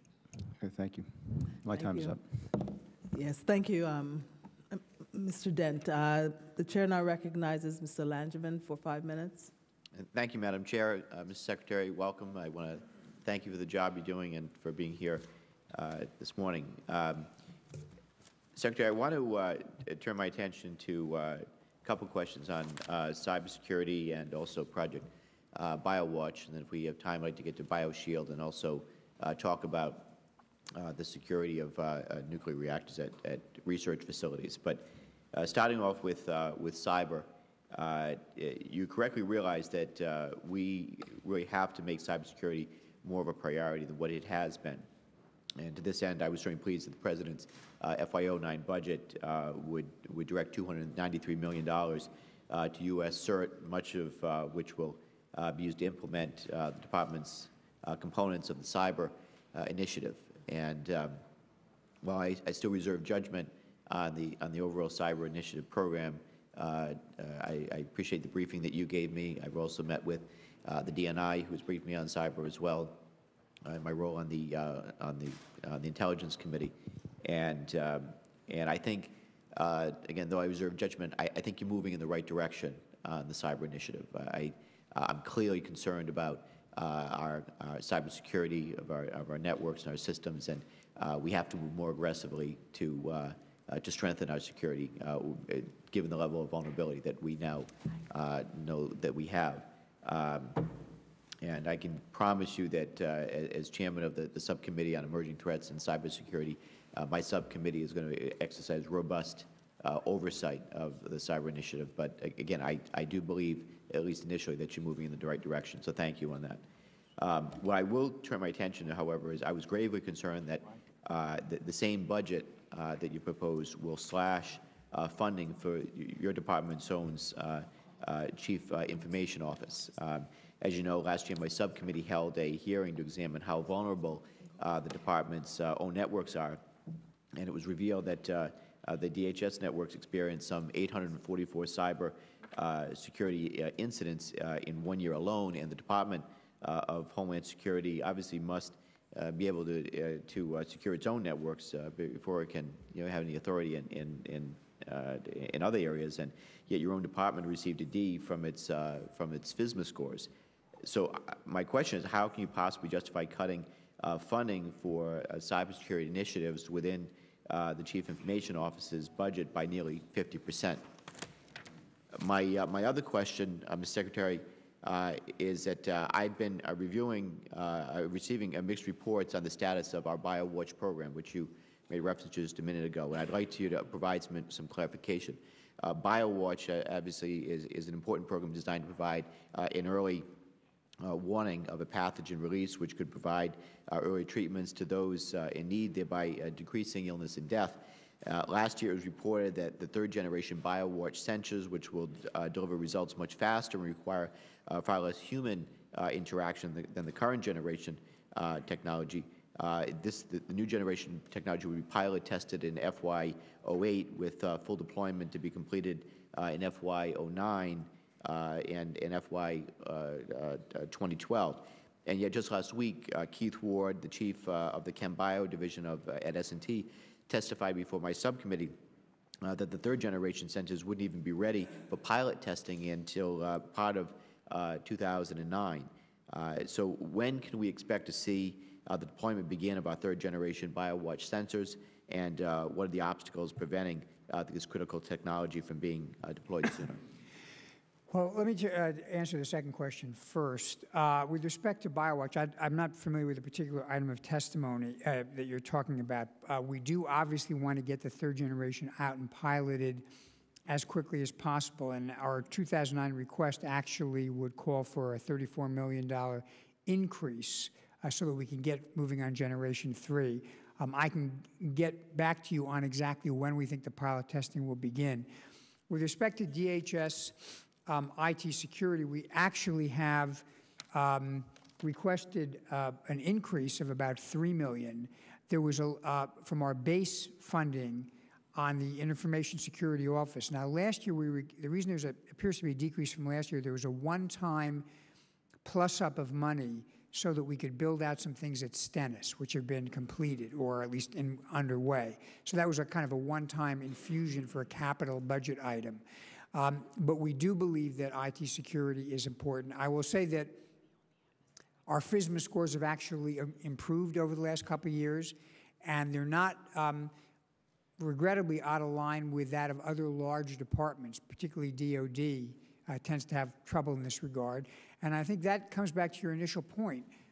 You know, one of the problems, and a lot of this stuff, as you know, is classified, and we can talk about it offline, but one of the problems we've had in the civilian domain, as well as, of course, in the military domain, is the sheer number of entry points from the internet into federal domains. It's an awful lot to police. I think the good news is that what we're trying to do with respect to the initiative, the cyber initiative, is to change the game by looking holistically at the whole federal domain and dealing with it in a uniform and integrated fashion, as opposed to every agency kind of on its own trying to plug holes like the little boy trying to plug fingers in the dike. Okay, thank you. I appreciate your answer. My time has expired. The one thing I would mention on cyber, the cyber initiative, is once again consulting with the privacy experts, civil liberties experts up front before it's launched. I still think would be an important thing to do, since the criticism will come, I'm sure, no matter what. You know, trying to address some of those up front before it gets launched would, I think, be helpful in ensuring the success of the program. I'd like to follow up with you more on the you know, your department's own cybersecurity issues and the FISMA scores especially, and if you would get back to me on that, the more specific time frame of when the third generation biosensors will be ready to be tested in field, it would be helpful. I'll have a couple of questions for you on the record, on BioShield and also security of our research reactors. There's a recent GAO report that just came out that questions security of our research reactors that still use uranium for power. But thank you for your presence here today and your testimony. I yield back. And I'll get back to you with those answers. And also, I will tell you, we have gotten the privacy people involved up front in the cyber issue. Good. I'm glad to hear that. Thank you. Thank you very much. We now recognize the gentleman from Texas for 5 minutes, Mr. McCall. Thank you, Mr. Chairman. Thank you, Mr. Secretary, for being here. I apologize for being late. I was on the floor debating the Foreign Intelligence Surveillance Act extension. I think I know where you stand on that issue. I also want to echo my colleague, the chairman. I'm ranking member on the subcommittee that deals with cybersecurity, how important we view this issue, and I know you appreciate the importance of that as well. I want to, we talked a lot about the border. I know you're doing a lot in Texas with respect to the fence. And I know it's a difficult job, and I commend you for your negotiations with the landowners down there and the flexibility that you've shown. I want to ask you about something that, and I'm not sure what the DHS connection may be. I think I do, but Congressman Cuellar and I went down to Mexico City and visited with the Attorney General there as they grabbed one of the top drug cartel members. We had a one-on-one visit with President Calderon for about an hour and talked to him about his initiatives in securing his northern border. 30,000 federal troops up to the northern border. And I have to tell you, we walked away, I think both of us did, that this man is sincere. He gets it. He's making, in his words, security the first priority for his country and in his administration. And we share this border, we share the problem, and I think we need to share the responsibility for that. There is an initiative the administration has proposed. Congress is looking at this initiative in terms of what kind of assistance we can provide the Mexican government to combat these drug cartels, which, in my view, we do a lot on the defense here on our side of the border. This is taking it on the offense and dealing with the root cause of the problem.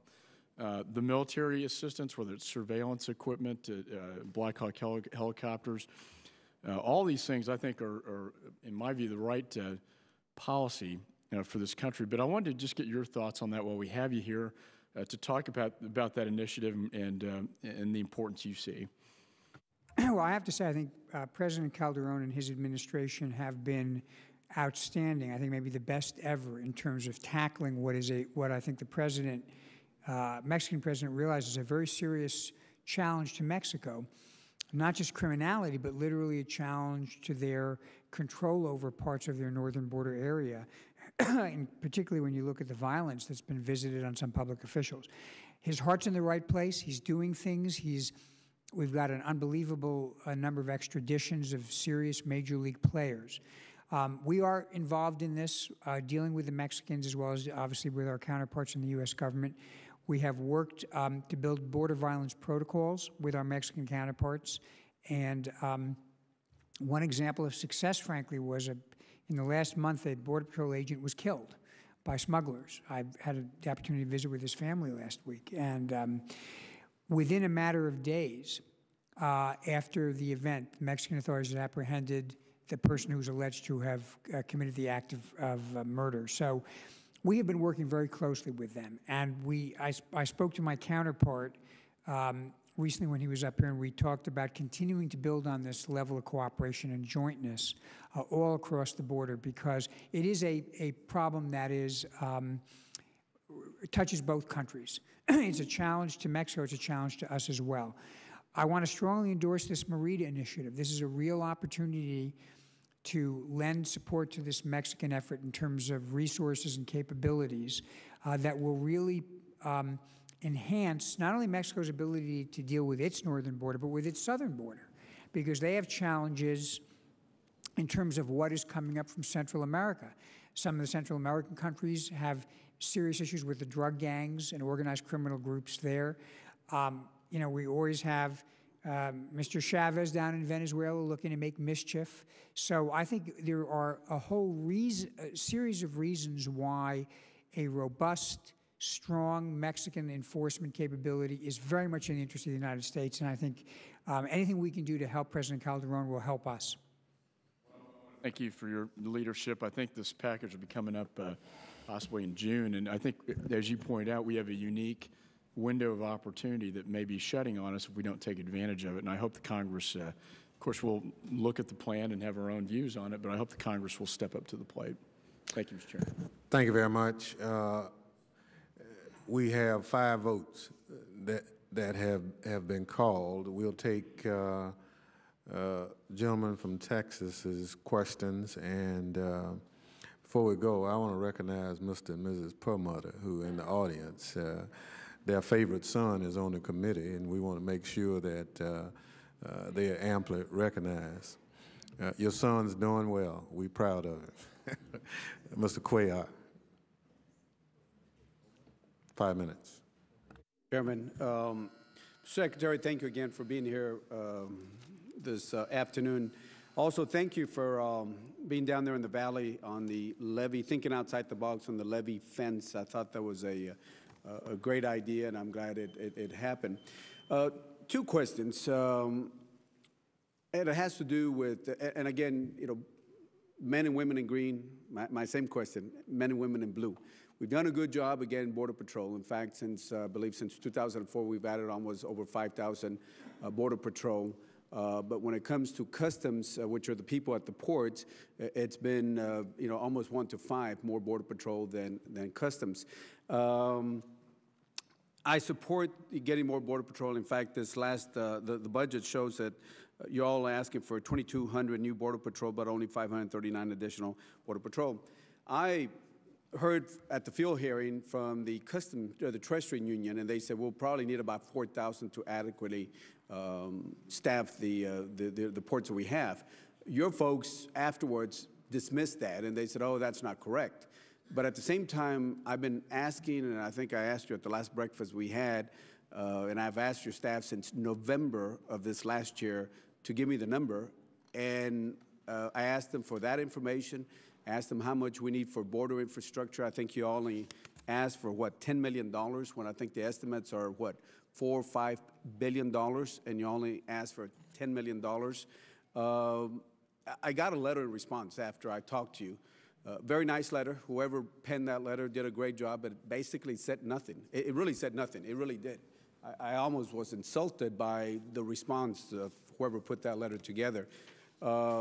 Why can't we just get a number from y'all? You know, we just want to know so we can help you properly staff. I just want to know how many personnel do you need to properly staff the ports in the north and the south border, and what is the infrastructure needs for the southern and northern border? I've been asking that for November, and it's incredible that I can't get a straight answer from y'all.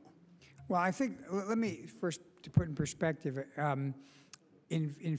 since fiscal year 2007, including the current budget, we will have either gotten funding for or are seeking funding for 2,349 new CBP officers. Now, I don't know that I can give you a number for what the desired end state would be, because a lot of that depends upon the building of new infrastructure, which is really, I think, at this point, one of the obstacles in terms of the border crossings. And that infrastructure, you know, there's a mix of people who have the responsibility for that funding. You've used the figure $4 to $5 billion. A lot of the funding is GSA funding. GSA owns a lot of the ports of entry. I cannot honestly tell you that I envision that in our budget we would ask for $4 billion to do infrastructure. Seems to me the best model for doing a lot of the infrastructure is, and of course some of it's in private hands, is to do public-private partnerships. I know there are some communities in Texas that actually did, through their public-private partnership programs, did issue bonds and fund new infrastructure, and then as that infrastructure comes online, we want to man it. So a lot of the responsibility for building the infrastructure is probably best discharged with a public-private partnership. Again, I'm going to come back to the same thing I've said over and over again. There's a limited amount of pie. Our pie has grown, but it's not grown, you know, infinitely.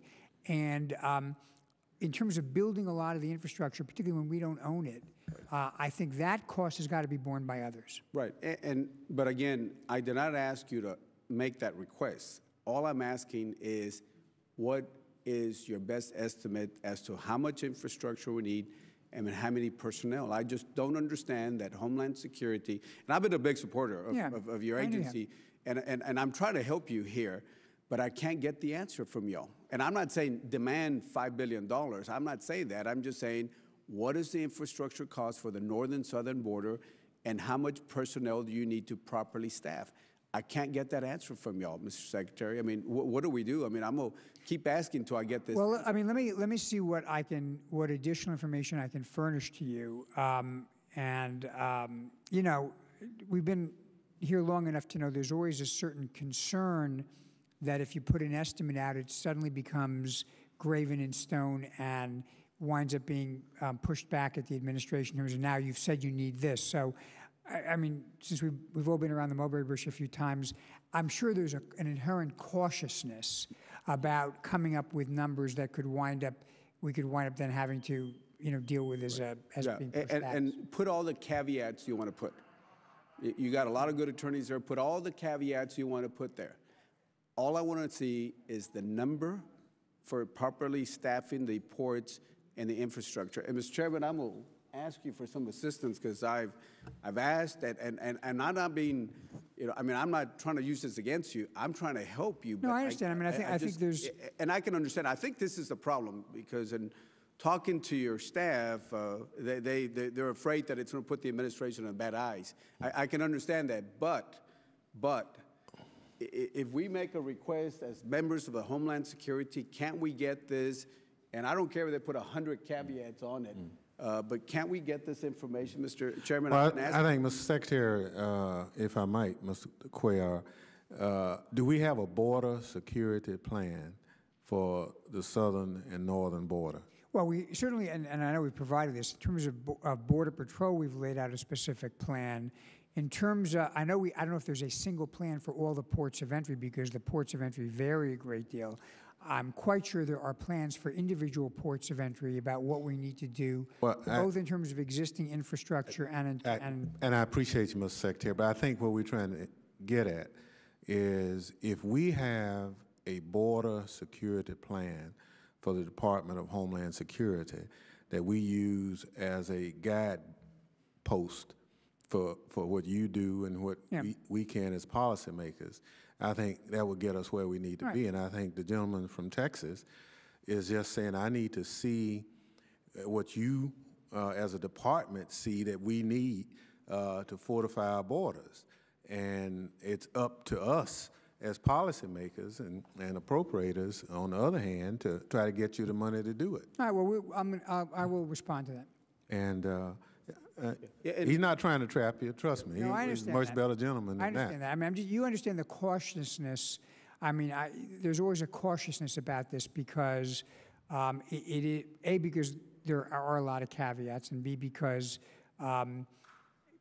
there are a lot of other players who have major responsibility in furnishing. Mr. Secretary, I think, and we understand that. Yeah, I think we understand. But it's the big league, and you know we got to have a plan, and whatever it is, we'll go from there. All right, we will. Thank you very much, gentlemen. Yeah, just to close, this last appropriation bill, we added about 10 pages, and there is a request there by January 31st, which just passed already, for you all to come up with a border plan. So there is some specific language there. Talks about infrastructure and other needs. All right. Thank you very much. We're going to ask Ms. Jackson-Lee to step in the chair. We're going to continue the hearing going forward. And the members feel free to go vote and come back, and we'll recognize you in the order. Thank you very much.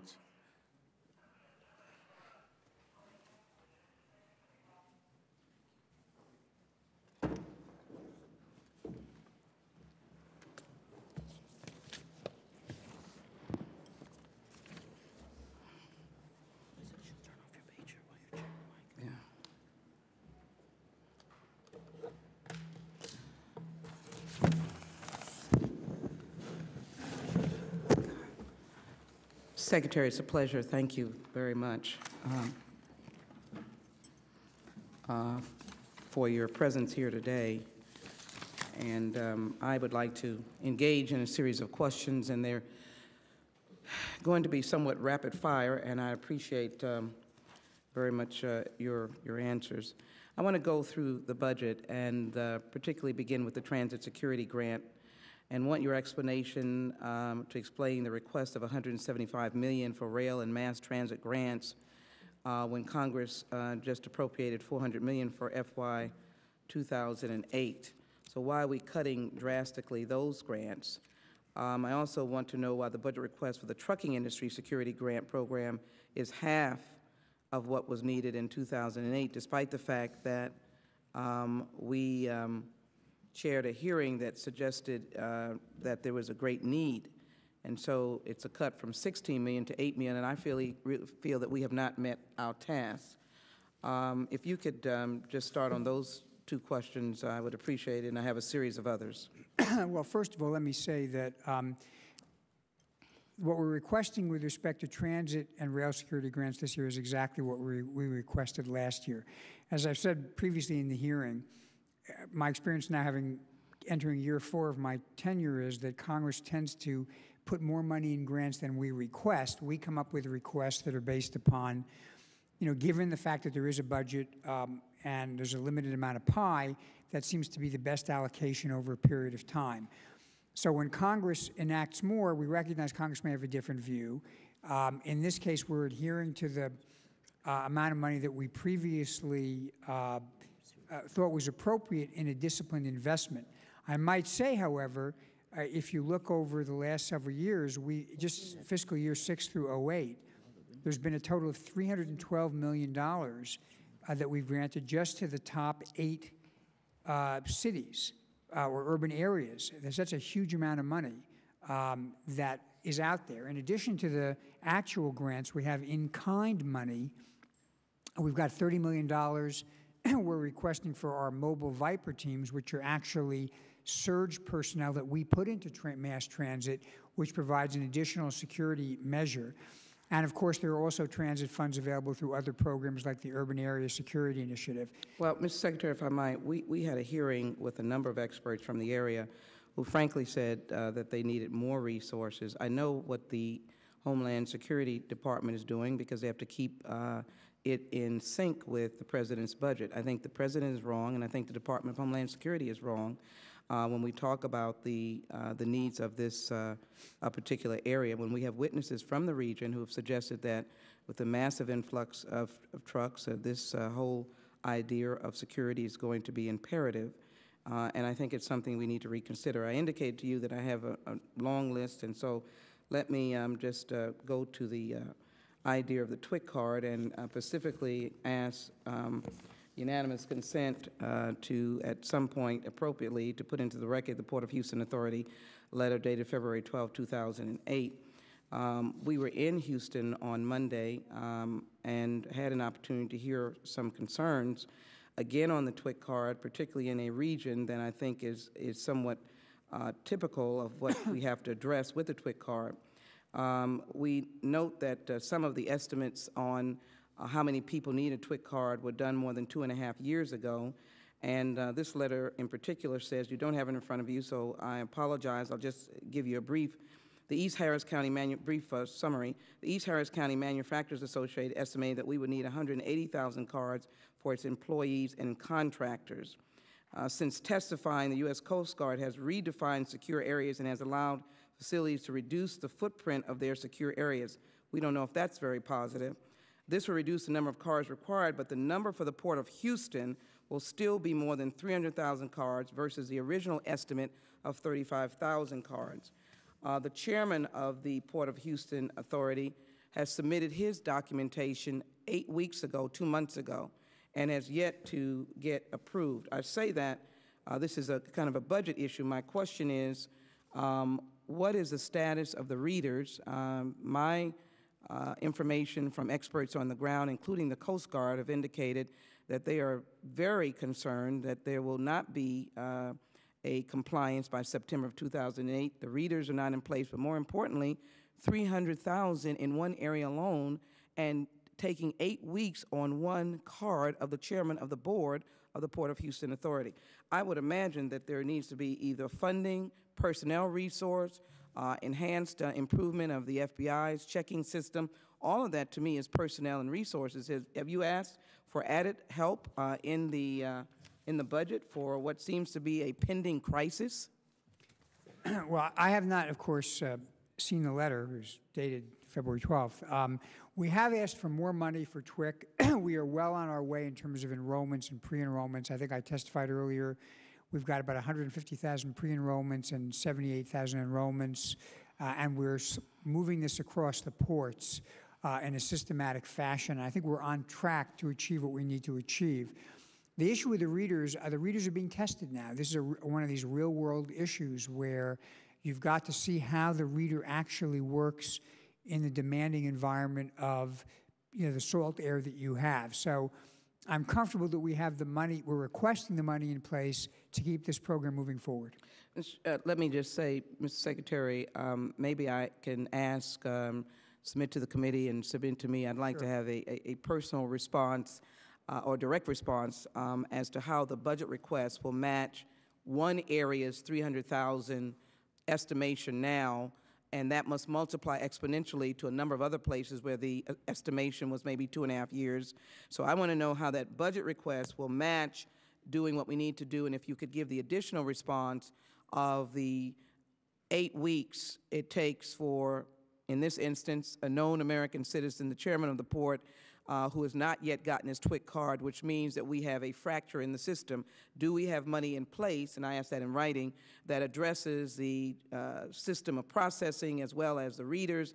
I'm concerned that that is the case. Let me quickly move, and I appreciate if you could put that in writing. Sure. The nation's transportation systems are inherently open environments, and in the department's own budget justification says there is a very real ongoing threat to the transportation security, particularly involving mass transit, considering the bombings in Madrid during the summer of 2004. But the President's FY09 budget is nearly $10 million less than the 08 budget. And frankly, any of us who travel on mass transit, we thank them for the convenience, but we know that there are vulnerabilities. Do you feel that this request is adequate to secure all modes of surface transportation? And what percentage of your overall budget is dedicated specifically to rail and mass transit security, which I frankly believe is very much missing? Well, we're devoting a considerable amount to rail and mass transit. As I've indicated, we've requested the same level of grants as last year. We have our Viper intermodal teams. We also have other programs where we test various kinds of sensors or devices in mass transit, and we're working with a lot of our transit officials because they have, in addition to the transit grants, other grants in order to make sure they have the proper equipment deployed, and also to make sure that they have some support for a limited number of personnel costs. In fact, I was up in New York, I guess, a couple weeks ago, and there was a really remarkable a unanimity of view that we're doing exactly the right thing in dealing with what is probably the biggest and most vulnerable transit system in the country.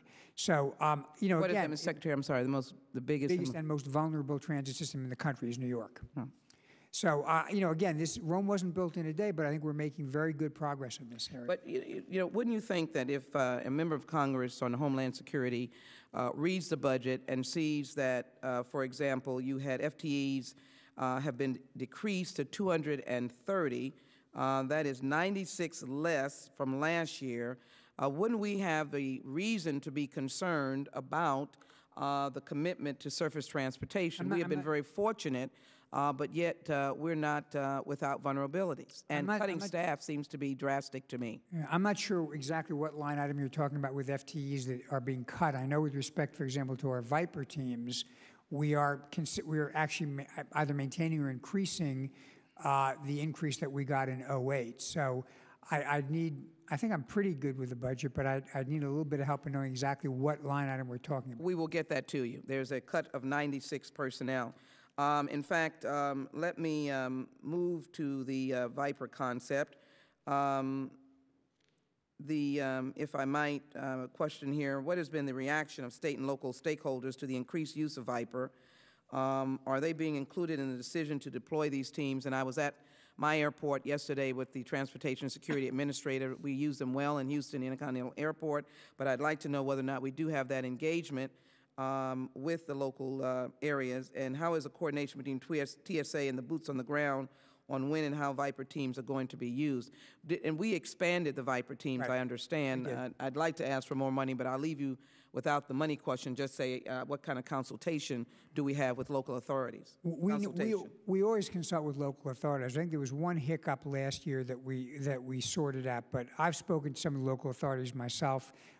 They're happy. We do consult with them. We're also expanding the concept so that it's not only the TSA that's providing personnel, but we're cross-training, for example, Coast Guard and CBP and ICE personnel so that we can surge them in under some circumstances as well. So that's a force multiplier. And by all accounts, it's been a popular program. I haven't heard anybody complaining about coordination, and obviously coordination is an important part of what we're doing. Thank you, Mr. Secretary, and thank you for your patience. I just have about one or two more questions. I see that the bells may ring again, and we may give you at least a brief recess if members have not come back. But the chairman asked in a letter some time ago about the department's plans for 2009 transition, and I think it's important to get your response on the record. You didn't believe it was appropriate to provide transition plan to the Congress before it was finalized and provided to the incoming administration. If I may editorialize, I respect that answer, and I imagine that the chairman would respect it as well. I don't think we are suggesting, I don't think the letter suggested that you would step into the place of the new administration. I think what it does suggest is that Homeland Security has no breaks. It has no time off. It has no vacation. It has no transition time, frankly. And we don't even want to utter such a thing for anyone to suggest that we are not ever vigilant. So you have testified that consolidation of congressional jurisdiction would greatly benefit the department's efforts to carry its mission. So I'm at a loss as to why, in your response to this committee's inquiry, would you then cite the Homeland Security Act and executive privilege? So basically, a plan is that we are not left vulnerable, and I think that is acceptable, and I'd appreciate if you'd answer that. And let me just quickly put two more questions on, if you could take notes on this one, so that because I think we're about to hear a series of bells, if not. Quickly, the Committee on Foreign Investment in the United States, which one credit to the work that you've done on this issue and revising your presence on the committee, but how much of the department's FY 2009 budget request will be allocated to department-related CFIUS work? I held a hearing on it. I don't think we have touched the surface of intrusion by foreign investors and owners. We welcome their investment. We don't welcome their takeover. So I want that. And then on emergency grants, I'm still shocked about Hurricane Katrina. And do you think the cuts in funding for state and local programs, including $750 million from the state Homeland Security, is acceptable? The bells have rung, so I've given you the management one, and I'll accept 2 minutes answers and the rest in writing. But I'll start with the one about the transition. I think with respect to transition, we are working on a plan. We have populated the number 2 or number 3 positions in all of the components and the major operating elements with career people. We're reducing to writing the plans and doctrine that we've developed over the past several years. Is this for transition? This is for transition purposes.